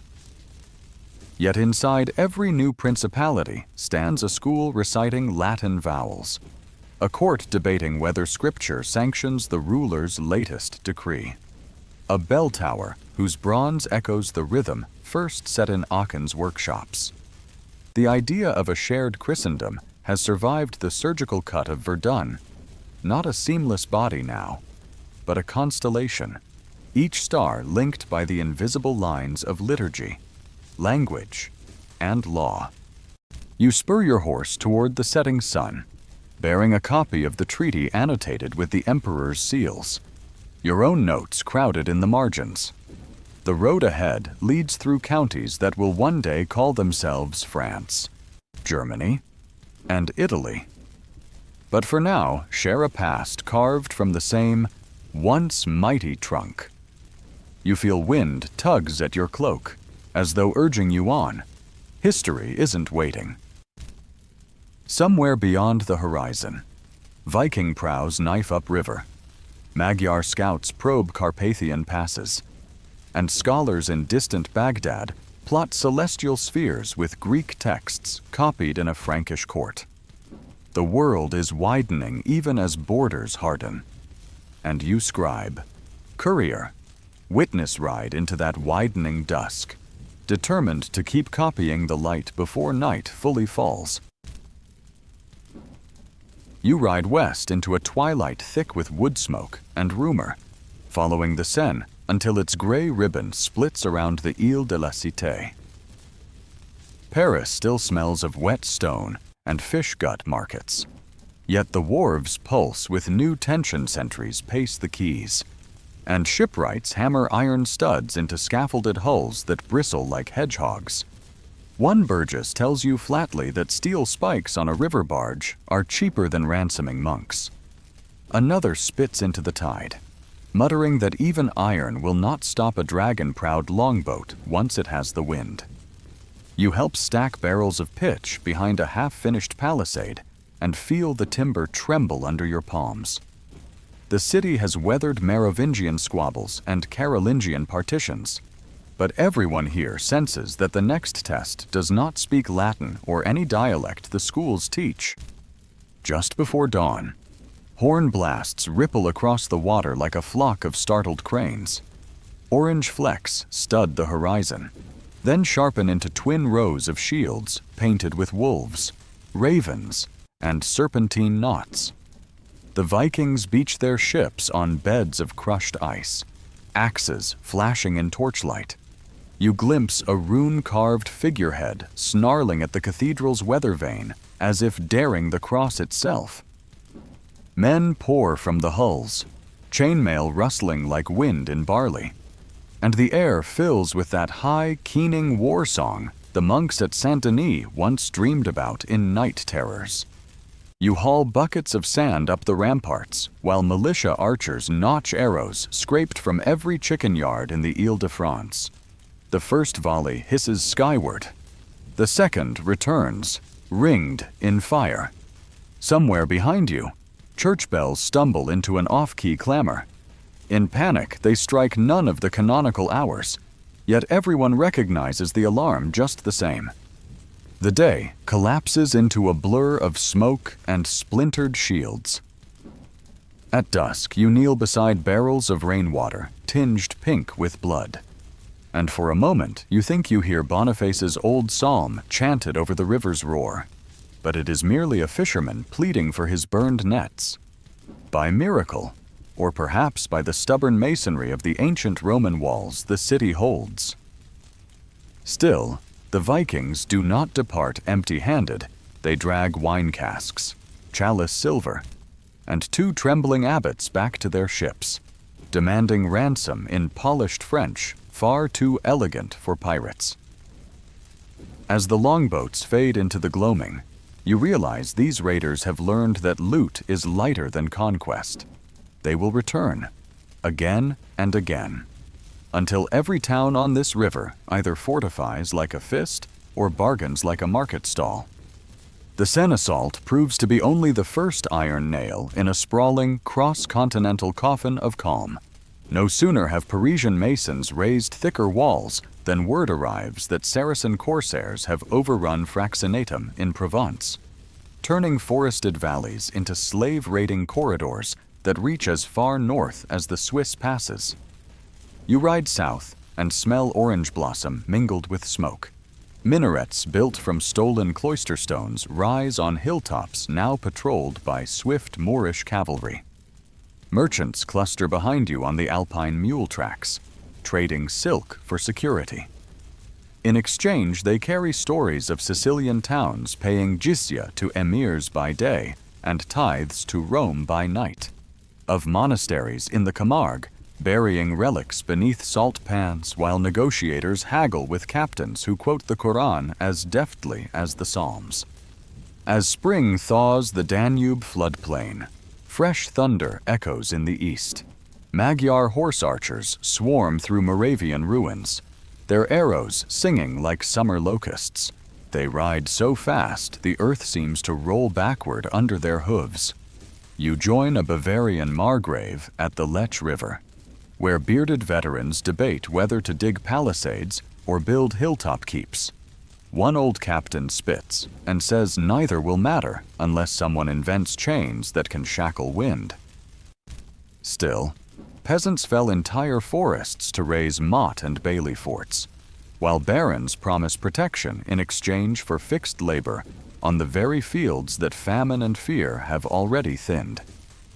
You watch free smallholders sign charters that bind them as hominies to local lords, pledging harvest shares for refuge behind earthen ramparts.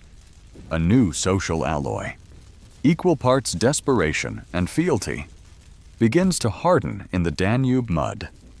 With each raid, fortifications sprout like mushrooms after rain. Along Loire riverbanks, counts grant knights parcels of land beneficia on the condition that they stand ready with armored destriers whenever beacons flare. In the marshes of Flanders, you help a blacksmith rivet iron bands onto a nasal helm for a vassal who has surrendered his independence for a tower room and grazing rights. Monastic scribes adapt the language of oaths. What was once a handshake in God's sight becomes a ceremony performed at sword point over relics, sealed by the kiss of peace. Bishops add the rite of homagium to penitential manuals, warning of hellfire for lords who abandon sworn men or vassals who break their day of service. The Church, having crowned emperors, now sanctifies contracts hammered out in blood and barley. You return to Aachen, or what remains of its grandeur, finding the palace workshop shuttered, its craftsmen drafted to reinforce local walls. Louis's imperial successors occupy scattered courts where currency bears half-erased effigies and royal writs travel slower than rumors. Yet even in architectural decay, you notice patterns of resilience. The school founded by Alcuin survives as a cathedral chapter, its canons training scribes to copy charters that map vassalage like a lattice across patchwork realms. Carolingian minuscule mutates into tighter, taller Gothic hands, better suited to cramped margins in which jurists annotate who owes which service to whom and what portion of a knight's equipage counts and toward the servitium debitum. One autumn you sit in a smoky hall in Anjou, while Lord Fulk-Nera, known behind his back as the Black Falcon, swears to guard the relics of St. Martin if the local abbey funds a new stone keep on the hillside. The abbot agrees. Labor tithes are levied. Soon dozens of calloused hands quarry honey-colored limestone, singing hymns whose Latin syllables drift over scaffolding like prayer flags. Watching the walls rise, you recall the emperor's dictum that memory is fortified by architecture. This keep is not a school, yet its very stones record a lesson where central power falters. Security becomes a localized craft, and land itself transforms into currency minted in castles instead of mints. Across Europe, the pattern repeats until a rough equilibrium takes shape. Vikings settle in the Seine Delta, baptize their chieftains in Rouen, and call their new duchy Normandy. Saracen strongholds in the Alps decay under Frankish countermarches, though their traders linger in market stalls from Arles to Turin, selling pepper that seasons both lentils and legend. The Magyars push as far as Bavaria before a coalition of East Frankish dukes, hurls them back at the Lechfeld. Years later, their princes convert to Latin Christianity. Clad in mail coats traded for quiet borders, each invader becomes, in time, a neighbor. Each fortification becomes the nucleus of a tone. Each oath, once provisional, ossifies into the custom we'll one day call feudal law. You ride between these embryonic baronies, carrying saddlebags of updated capitularies, clauses on bridge maintenance, on the peace of God, on shelter for traveling clerics. At every manor gate, a steward requires you to repeat the passwords of allegiance. Whose vassal are you? Whose boon companion? Whose man? Your answer, "I serve," the written word, earns nervous laughter, but passage all the same. For even the roughest knight knows a missile lost to fire is harder to replace than a suit of chainmail.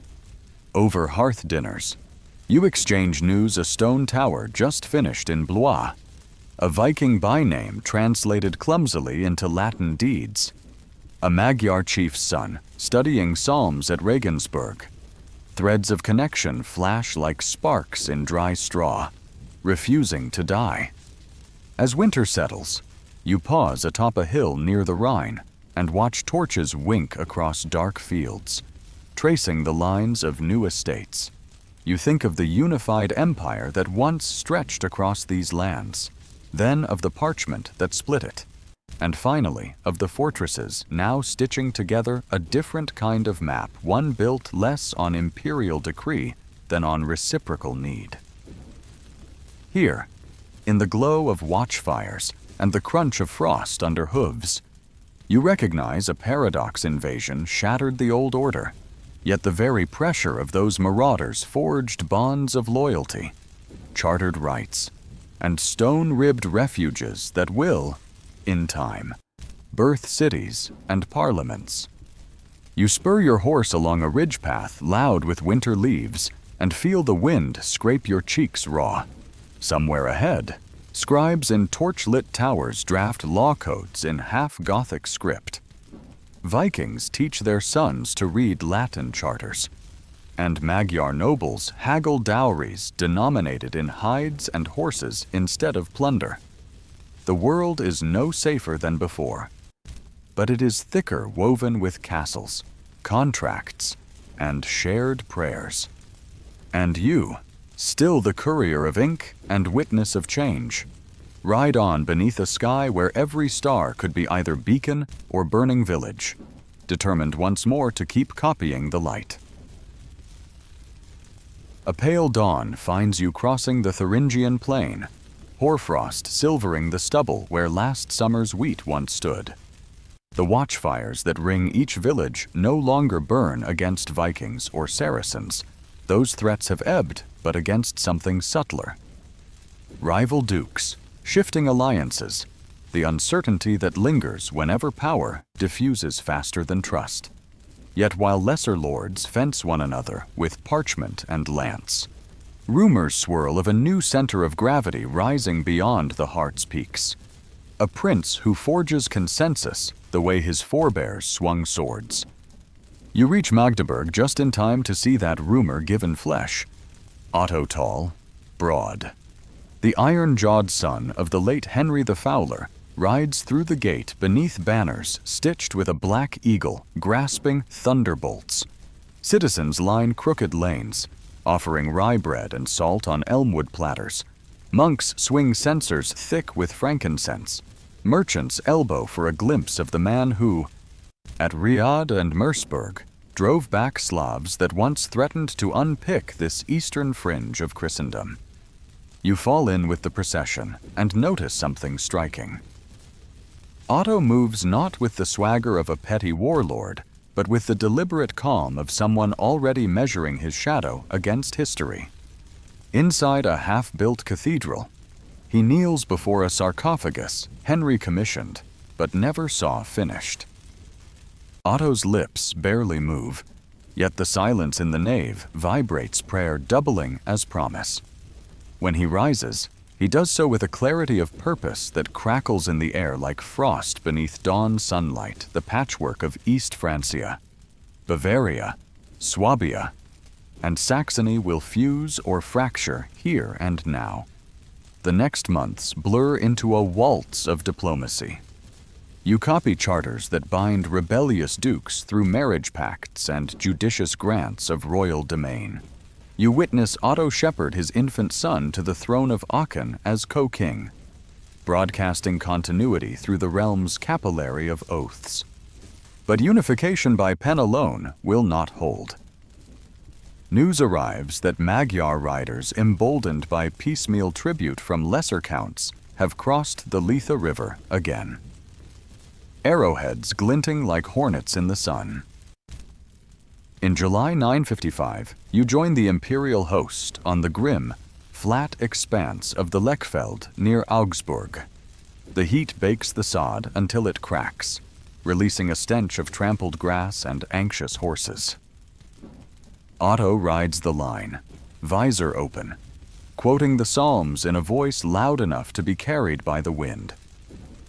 Some trust in chariots and some in horses, but we trust in the name of the Lord.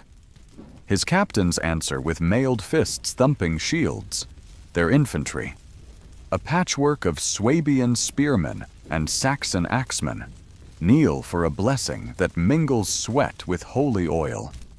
When the Magyar's first arrow storm whistles overhead, it is as if time snaps taut.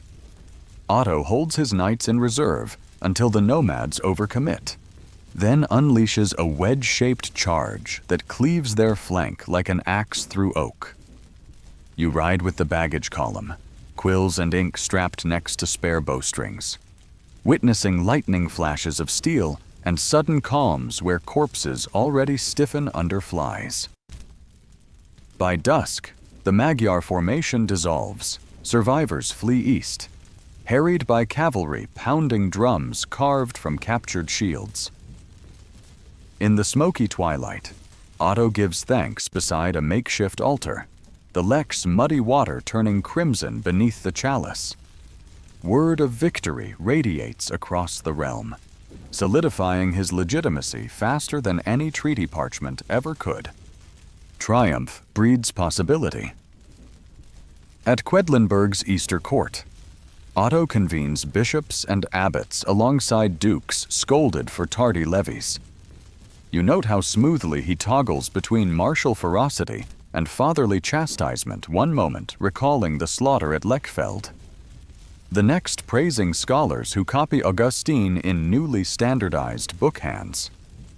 Over supper, he speaks quietly of a larger vision, an empire reborn, not through mere bloodlines, but through synergy with the Church. For decades, popes have looked north whenever Roman streets boil with factional violence. Now, with Magdeburg's spires reaching skyward, and Lechfeld's victory fresh in song, that northern savior seems close enough to summon. The summons comes sooner than expected. Late in 961, Pope John XII dispatches envoys whose scarlet tabards bear scratches from Lombard brigands. They beg Otto to protect St. Peter's patrimony from King Berengar of Italy, who has encroached on papal lands and confiscated monastery tithes. You accompany the imperial train south through Brenner Pass, wind slicing between limestone ramparts, each switchback echoing the earlier march of another would-be Augustus 2 centuries before. Yet unlike Charlemagne, Otto travels with a cadre of canon lawyers fluent in both scripture and Roman jurisprudence. Conquest is merely stage one in a drama whose climax will be legal as much as military. In northern Italy, Berengar's levies crumble. Otto imposes order swiftly, reaffirming Lombard bishops in exchange for oaths that bypass local princes and flow directly to the crown. Then comes Rome. You enter the city at dawn on February 2, 962. Frescoed palaces lean like weary veterans, and the Tiber smells of silt and centuries. Yet as Otto dismounts before St. Peter's, The populace erupts into cheers, choreographed by papal agents. Inside the basilica, candlelight catches motes of dust swirling like tiny souls. Pope John, barely 21, places a gold crown reportedly recast from a diadem of Constantine upon Otto's head and proclaims him Imperator Augustus. The moment feels simultaneously scripted and seismic. Choirs thunder the Laudes Regii. Incense stings your eyes. Jesus Dos. And in that blur of sound and scent, you perceive the ancient pact reborn sword. Secures mitre. Mitre legitimizes sword. Yet Otto's eyes, half hidden under the rim of the crown, reveal calculation the same day. He extracts two pivotal privileges. First, the Pope swears never to anoint a rival without imperial consent. Second, Roman nobility pledge allegiance directly to the emperor. The gesture is subtle, but it redirects the gravitational center of Latin Christendom's spiritual supremacy remains in Rome. But the pivot of practical power, military, diplomatic, dynastic, now tilts north toward the rivers and forests Otto rules. Your quill hardly rests over the following weeks. Imperial chancery clerks issue diplomas that grant German abbeys sweeping autonomy in exchange for supplying educated clergy to frontier bishoprics. Italian cities receive charters confirming ancient rights while binding them to imperial courts of appeal. Every scroll you blot carries Otto's newly minted seal, a crowned eagle, clutching both scepter and cross. Each document sketches a thread in the tapestry of what contemporaries begin calling the Sacrum Imperium Romanum Holy because God crowns it through the Pope, Roman because its mandate claims descent from Caesar, and German because its sinews are Saxon, Bavarian, and Swabian muscle. Of course, equilibrium proves fragile. Back north, dukes grumble that Italian campaigns siphon silver. In Rome, factions resent imperial oversight. You witness Otto depose John XII after rumors of treason, replacing him with Leo VIII amid charges traded like daggers. Some whisper blasphemy, others applaud purification, but most simply watch to see whether this new emperor can wield ecclesiastical discipline without severing the branch he sits on. His answer is plain. The Church, to flourish, must stand on two legs: spiritual guidance from Peter's heir, temporal guardianship from the imperial sword. Remove either, and wolves will circle. As you ride back toward the Alps that summer, parchment packets rustling in your saddlebags, you glance often at the imperial eagle stamped upon their wax. It represents more than authority. It is an experiment in partnership, a living hinge between altar and throne. Behind you, Rome's bells fade into cicada buzz. Ahead, German valleys wait with harvests that will finance new cathedrals and frontier missions. The empire you now serve is both older than memory and startlingly new, grafted together from crises that once seemed terminal. Whether this graft will hold, no one can say. But you tighten your cloak, feeling the late spring wind lash past, and ride on with cautious optimism for the first time since Charlemagne's heirs split the world at Verdun. A single mantle stretches from Baltic marshes to the Apennine spine, and beneath its folds, scribes, soldiers, and saints labor however fitfully toward a common horizon. You leave the Alpine passes behind and ride into Swabia at harvest time, the fields glowing amber under a sky washed clean by early autumn rain. Everywhere you look, banners flap from timber keeps blue wyverns, red griffins, black hunting horns, each standard announcing the reach of a different lord who owes faith and service to Otto's new throne. Yet the power you feel pressing on the countryside isn't imperial. It's local, granular, rooted in hedgerows and hearths. You sense it in the way peasants glance at the manor palisade before bargaining over barley, in the hush that falls when a mounted knight clatters down the muddy lane. The empire is vast, but daily life now hinges on thousands of smaller bargains, sealed far from Aachen's marble throne. You spend a gray dusk in the hall of Count Conrad, a Saxon veteran whose knuckles still bear scars from the Lechfeld charge. The hall reeks of oak smoke and wet wool. Rushes on the floor muffle bootsteps and catch spilled grease. Conrad's vassals crowd the benches, landless younger sons in quilted gambesons, freemen who surrendered ancestral plots for a gift of chainmail and a chance to ride in the count's retinue. The steward calls you forward because your satchel holds parchment, a fresh copy of Otto's diploma confirming Conrad's fief in the Hohenlohe forest. The count presses a ring the size of a small walnut into your palm as courier's fee. But it's the scene that follows that pins your attention. One by one, the knights step before Conrad, kneel on the sheepskin that serves as ceremonial cushion, and place clasped hands between their lords. Each vows to appear at the muster with helmet, spear, and 3 mounts when the red banner is raised. In return, Conrad grants each a strip of forest or a hamlet of 6 hovels and 2 oxen teams. The steward notes everything on wax tablets. In a month, the transaction will migrate into ink in the monastery scriptorium. But tonight, it's the silent exchange, the gaze, the ring touch, the kiss of peace that makes the pact real. You realize you're watching the empire's true engine turn not imperial decrees, not even papal blessings, but the braid of land and loyalty, welded by custom and sanctified by mutual necessity. With dawn comes the annual court, the placitum, held in an open field so that even the humblest tenant can press grievances. A miller complains that wolves took his donkey. The count remits 2 silver pennies from next season's tithe.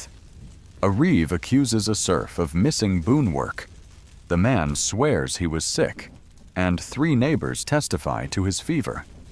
Justice is rough, but it's local and immediate, dispensed beneath the same oak whose acorns feed the swine mentioned in the dispute. As you jot notes, you sense how the web of protection and obligation stretches beyond mounted men to the thatchers, plowmen, and swineherds who grease the gears of noble ambition. Weeks later, you cross into Burgundy, where Duke Hugh holds court on the timber balcony of his new stone donjon. His bannermen arrive beneath gonfalons stitched by wives and daughters. Each banner's fringe marks the number of lances owed. When Hugh announces a campaign against a rival's encroaching fortress, you watch him parcel out duties. Some knights will ride in person. Others will pay scutage coin in lieu of blood, so Hugh can hire crossbowmen from Lombardy. Even absence can be monetized now. Fealty has learned arithmetic. Afterward, clerks enumerate obligations in triplicate, and you see Otto's minuscule tucked neatly beside scribbles in Old French. Proof that languages may diverge, but the ledger reconciles them all under the arithmetic of loyalty.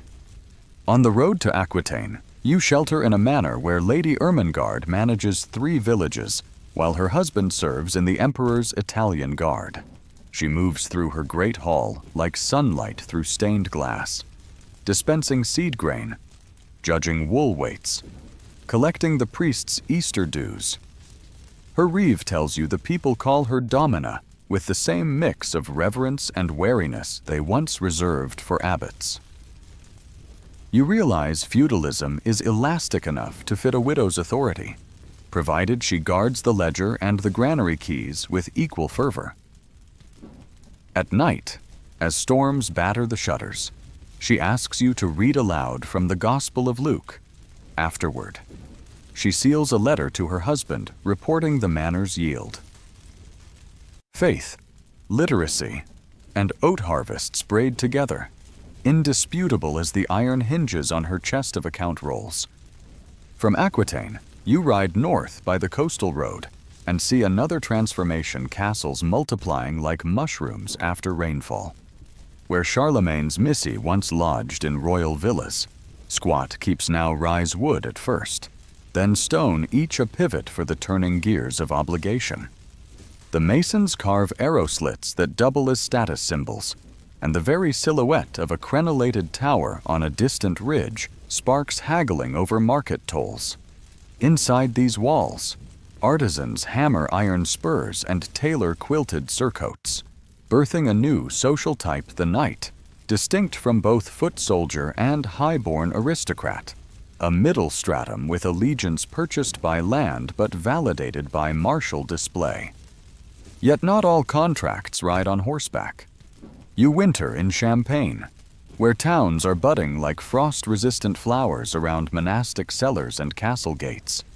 Merchants barter wool for Flemish cloth and Venetian salt. They pay passage tolls to the count, who in turn guarantees safe conduct. The pact is feudal in essence, protection against profit, but it fertilizes something novel: urban self-confidence. You record a charter granting the burghers of Provins the right to elect their own watch captains and set fines for brawling, so long as they render an annual cartload of candles to the count's chapel. It's a small liberty, but it sparks debates in taverns thick with wood smoke about communes, collective oaths that echo knightly homage, only horizontal instead of vertical.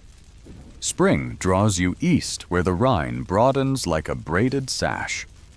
Here bishops double as territorial princes, balancing croziers with sword belts. You attend a synod in Mainz where Archbishop William confirms that serfs who flee to a chartered city and remain a year and a day gain freedom, provided they pay a departure fee to their former lord. Even emancipation has learned the language of quid pro quo.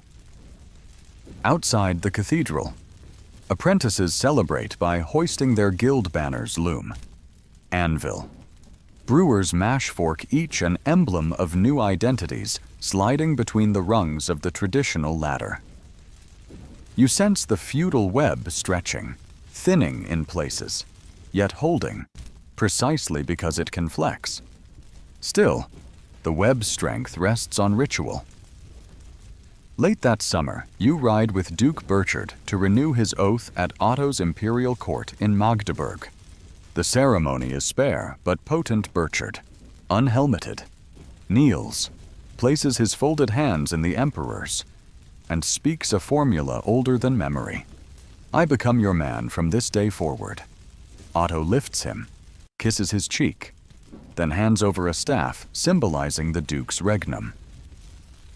You realize that despite charters, marriages, and coin, the heart of feudalism is performative. Its magic summoned whenever two people risk binding their honor in public. The audience counts. Abbots, minor vassals cheers, because each renewed bond re-knits the tapestry that shelters them all. Yet fractures loom. As the decade wanes, you hear whispers of reformers who claim too many bishops fight and too many knights pray only for plunder.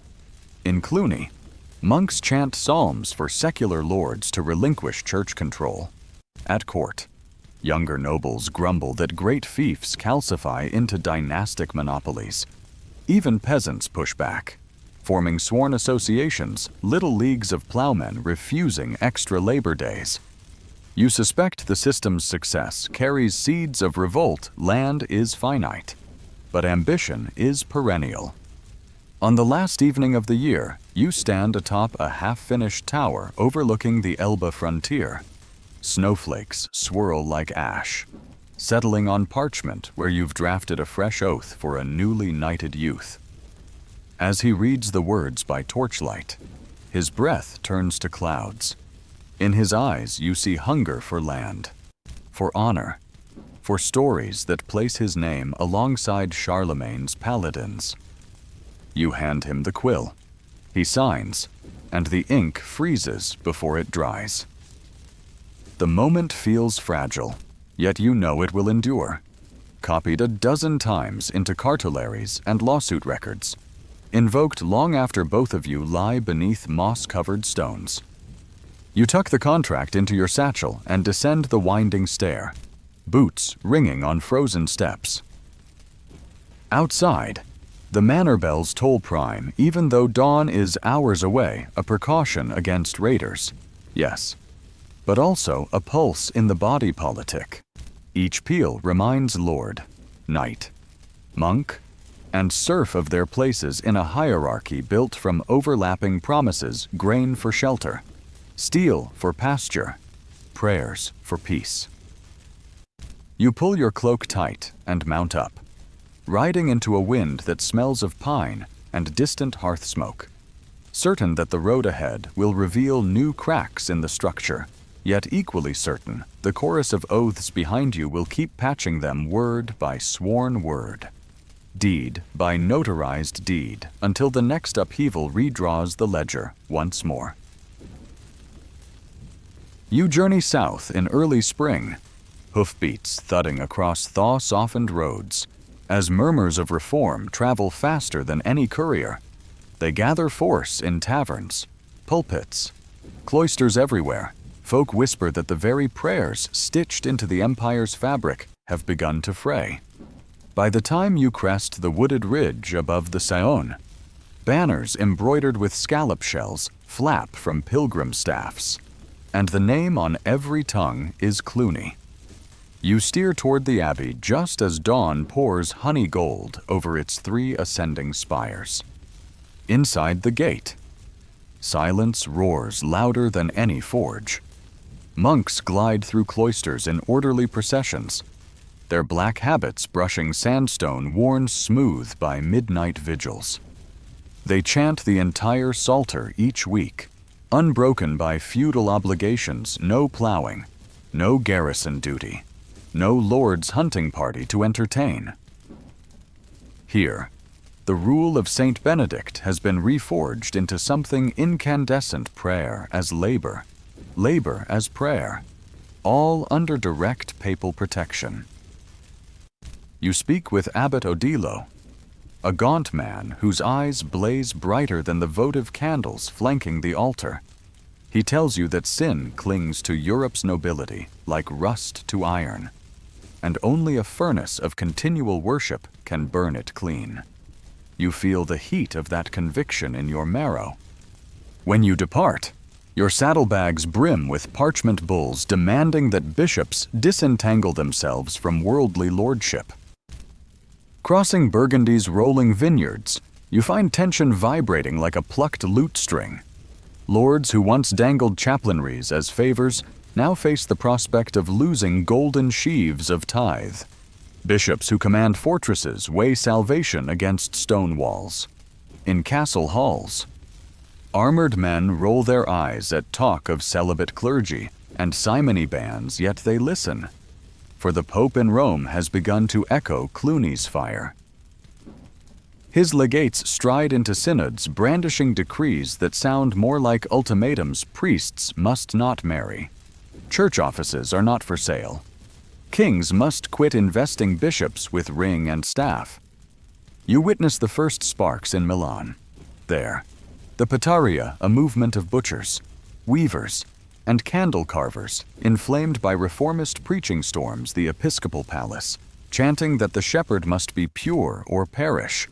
Their zeal curdles into violence. Silver candelabra smash against cobbles, slicked with spilled wine and blood. City guards hesitate, unsure whether to defend their bishop or join the righteous mob. You slip down an alley thick with incense and indignation, understanding that holiness, once a private pursuit, has become a public weapon. News of the turmoil reaches the imperial court at Goslar, where Henry, Otto's grandson, holds Christmas court beneath draperies stitched with scarlet eagles. You present him with papal letters charging him to support reform or stand aside. His jaw tightens. The empire, he says, was built on the twin pillars of throne and altar. If Rome saws through one, the other will topple. Yet he also fears appearing godless before subjects newly awakened to moral thunder. His solution is delicate as eggshell convene assemblies. Affirm devotion, delay decisive action. But delay is a luxury reformers refuse. A winter later, a new Pope Gregory, stern as granite, sends a summons that is not invitation, but summons the emperor must cease investing bishops. You stand in the cathedral at Worms when Henry fires back, marshalling bishops to denounce Gregory as a false shepherd. The acoustics turn every echo into an accusation. Parchment crackles like tinder as signatures accumulate. By dusk, the emperor has declared the pope deposed, unaware that even imperial seals can't nullify spiritual anathema. Within weeks, a papal bull arrives declaring Henry excommunicated, his oaths dissolved. You watch courtiers blanch. A king who cannot take the Eucharist cannot command hearts or soon words. Rebellion erupts among German dukes faster than spring floods. They gather at Triber, demanding Henry reconcile or relinquish his crown. Desperation drives him across the Alps in midwinter. You trudge behind his sparse retinue up switchbacks swallowed by drifts taller than horse and rider. Frost crystals rim Henry's beard. Yet he presses on toward Canossa, a hilltop stronghold where Gregory has taken refuge behind Matilda of Tuscany's loyal spears. The scene you behold on the castle's outer bailey burns itself into memory. Barefoot in falling snow, Henry stands 3 days wrapped in a wool shirt, pleading for absolution. You feel the high winds sough through his penitent posture, and you grasp that power itself is shifting from mailed fist to moral spectacle. When Gregory finally lifts the ban, the empire sighs, but the contest is merely paused, not solved. Papal supremacy has found theater, imperial dignity, a fissure. You return north to find Germany split by civil war banners of Rudolph of Swabia clash against Henry's loyalists. Bishops choose sides according to conscience, ambition, or survival instinct. Castles you once visited as peaceful guest houses now smolder on distant ridgelines. Relics ride in ox-drawn carts to safer shrines. Yet even amid chaos, the machinery of feudal obligation keeps clanking. Harvests are sown, rents collected, oaths renewed beneath charred roof beams. The system endures because everyone, from plowman to paladin, still needs someone higher up to swear upon. Meanwhile, a different flame jumps the Mediterranean. In southern France, you attend a council where papal emissaries read letters from Byzantine Emperor Alexios, pleading for Western aid against the Turkic forces encroaching on Anatolia. The reforming pope now sees a grand convergence channel Europe's restless nights away from fratricide toward holy war abroad, unite Christendom under Rome, and perhaps reconcile emperor and pontiff before Muslim walls. You watch as clerics float the idea of pilgrimage with weapons, a journey of penance rewarded not by coin or land, but by eternal absolution. In November, you stand beneath vaulted arcs of Clermont's cathedral porch, while Pope Urban, successor to Gregory, mounts a wooden platform. His voice, honed by years of courtroom rhetoric, booms across the throng. Jerusalem groans beneath an alien yoke. Christ's empty tomb awaits liberation. Who will trade temporal toil for imperishable glory? A roar answers him, the first syllables of a chant that will soon echo from Pyrenees to Rhine. Deus vult, God wills it. You scan the faces young lords hungry for estates they can't inherit. Burghers seeking to erase sins the confessional won't fully absolve. Rough peasants who imagine the holy city as the new Jerusalem promised by itinerant preachers. All swear themselves to a cross sewn in scarlet cloth. You ride alongside the trickle that becomes a river. Barons pawning keeps to finance ships at Bari. Masons carving scallop shells onto shield bosses. Parchment dealers swamped with orders for departure charters. Local feudal ties loosen. As supranational cause tightens a knight may forsake his count if Christ himself is the liege lord calling. Yet crusading vows still mimic the old formula hands clasped. Words spoken before relics proof that the feudal script can stretch to cosmic stagecraft. Back in Germany, Henry fights both rebels and reputational eclipse. To reclaim moral footing, he, too, vows a crusade, then delays under pretext of logistical prudence. You grasp the irony the very weapon meant to unify the faithful now serves as political currency. But momentum has passed to France's Duke Godfrey, Normandy's Bohemond, and Count Raymond of Toulouse men once entangled in local feuds who now style themselves armed pilgrims. As you cross the Rhine once more, sunset paints the water blood red, mirroring banners of the cross whipping west to east. The empire behind you quakes with unresolved struggle. The road ahead teems with hope and horror in equal measure.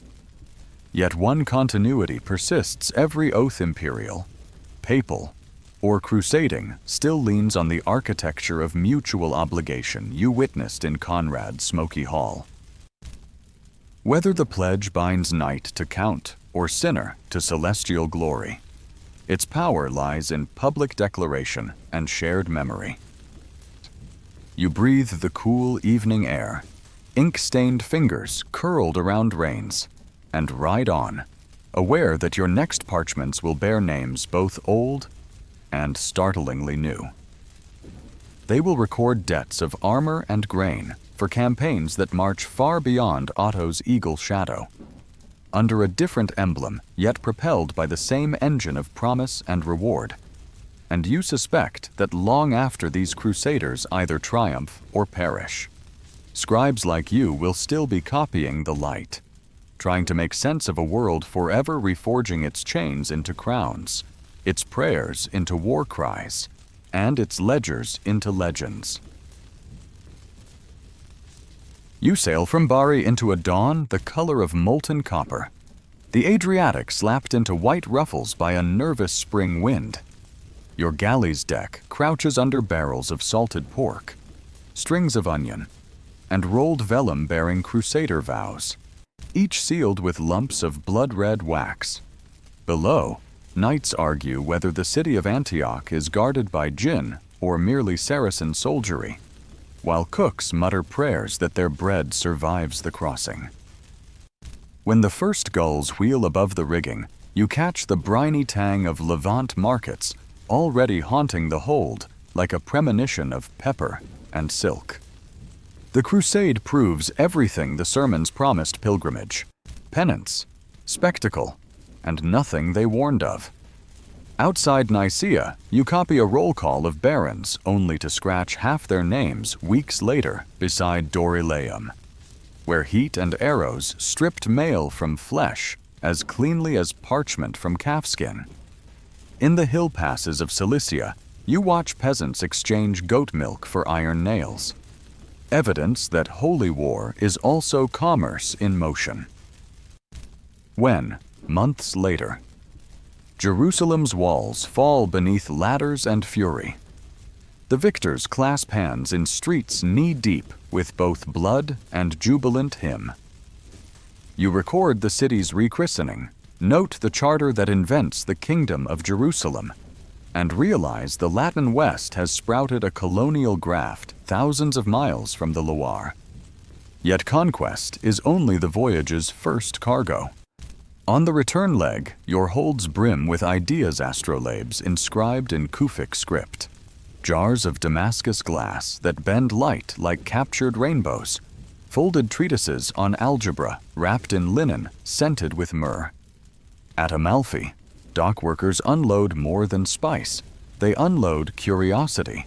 Monks hurry the manuscripts north, and scholastic embers catch in abbey libraries from Monte Cassino to Cluny. You escort one bundle to Bologna, where Irnerius lectures beneath porticos painted a red as deep as Tuscan wine. His students' clergy, notaries, ambitious burghers' sons chew through Justinian's digest as if it were fresh bread. You sense a new power loosening feudal knots, written Roman law, resurrected, systematized, ready to challenge custom with clause and citation. The push and pull of old bonds and new freedoms intensify when you reach Paris. There, on the Ile de la Cité, cathedral canons wrangle with itinerant masters over lecture space. To settle the quarrel, they invent something unprecedented, a guild of knowledge, Universitas Magistrorum et Scholarium, sworn not to a lord, but to the life of the mind. You stand in a muddy courtyard while Peter Abelard debates whether faith seeks understanding or understanding births faith. Students cheer like tourney crowds. Dialectic has become blood sport. You jot glosses in the margin of Augustine, marveling at how easily syllogisms can topple once impervious dogma, and how quickly bishops move to corral such fire inside statutes that echo feudal oaths. Only now the fief is logic. Outside the lecture halls, new stone skeletons claw at the sky. At Chartres, you recline on grass wet with spring rain, craning your neck to watch masons hoist a ribbed vault that looks light enough to float away. The master builder explains in the same measured Latin a royal notary might use that pointed arches redistribute weight, allowing walls to dissolve into stained glass sermons. When sunlight pours through cobalt panes, you understand that theology has traded cloistered parchment for radiant geometry. Guild charters chiseled into the cathedral porch read like knightly contracts glassmakers owe panels, carpenters timbers, in exchange for burial within the shadow of their labor's glory. Even beauty has learned the language of mutual obligation. Commerce keeps pace with contemplation. On Flanders' damp plains, textile looms thunder louder than chapel bells. You cross Loden-scented workrooms in Ghent, where fullers stomp cloth to rhythms that drown out the reeve's tally. At champagne fairs, you help a Lombard merchant calculate letters of exchange, inked promises that let silver shift from Rome to Bruges without rattling inside a saddlebag. Local counts patrol the fairgrounds in mail, enforcing what they market as the peace of God, but what you recognize as brand protection. Here, feudal muscle underwrites capitalist nerve, and both churn profits that finance more crusader fleets, more university bursaries, more rose windows. Not all growth glitters. In Languedoc, you copy papal bulls condemning heresy that germinates in the same intellectual soil as scholastic debate. Cathar Perfecti preached that the material world is a trap.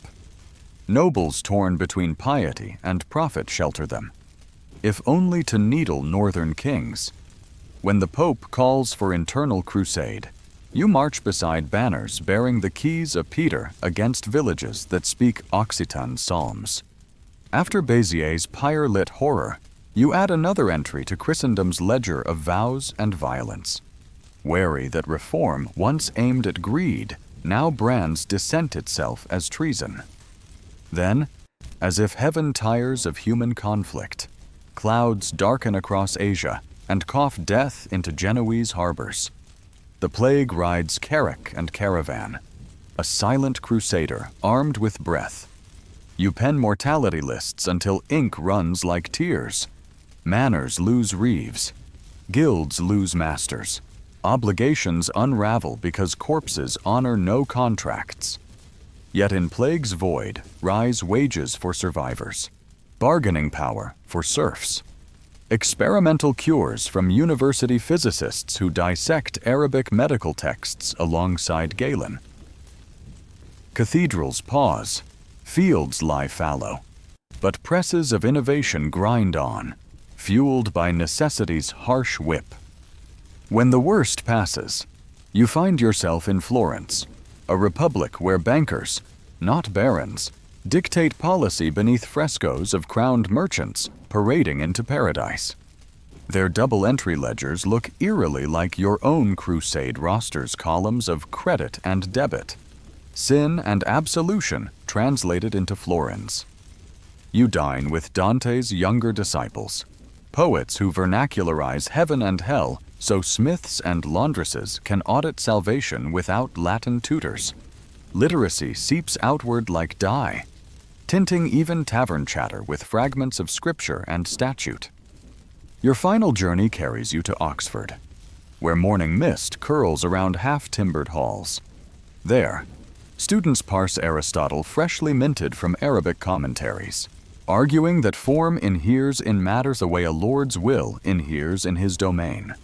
Some rumble that if reason can tread this far, it may yet stride beyond Rome's doctrinal hedges.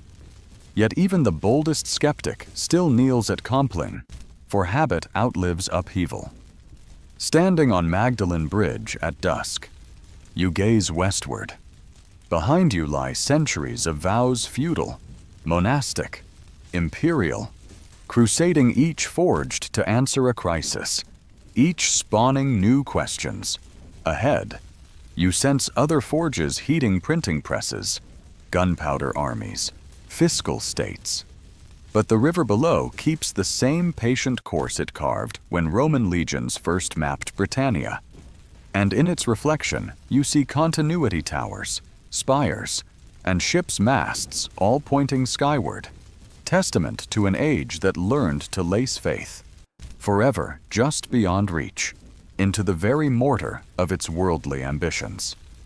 You unroll your last blank parchment, dip quill into ink, and begin to write the story of what you've seen, an arc that bends from collapsed empire to cathedrals of light, from oaths sworn over swords to contracts sealed with wax, from pilgrimage in mail to inquiry in lecture hall. You know the scribe's task never ends. Someone must keep copying the light, even when plagues dim it, even when wars shatter the windows designed to catch it. So you start a fresh line, confident another hand will finish the sentence when yours falters, as countless hands finished those of the masters before you. And that, Princeton, brings our long moonlit journey from collapsing empires to soaring cathedrals softly to a close. If you're still awake, let your screen glow one last time and drop a note in the comments telling us what time it is where you are right now. Are you listening at 10 p.m., 1 a.m., or well past dawn? I'd love to see the constellation of hours shining back from every corner of the world. For now, take a deep breath. Let the stories settle like dust in an ancient archive and drift into the quiet peace of sleep. Good night, and may your dreams keep copying the light.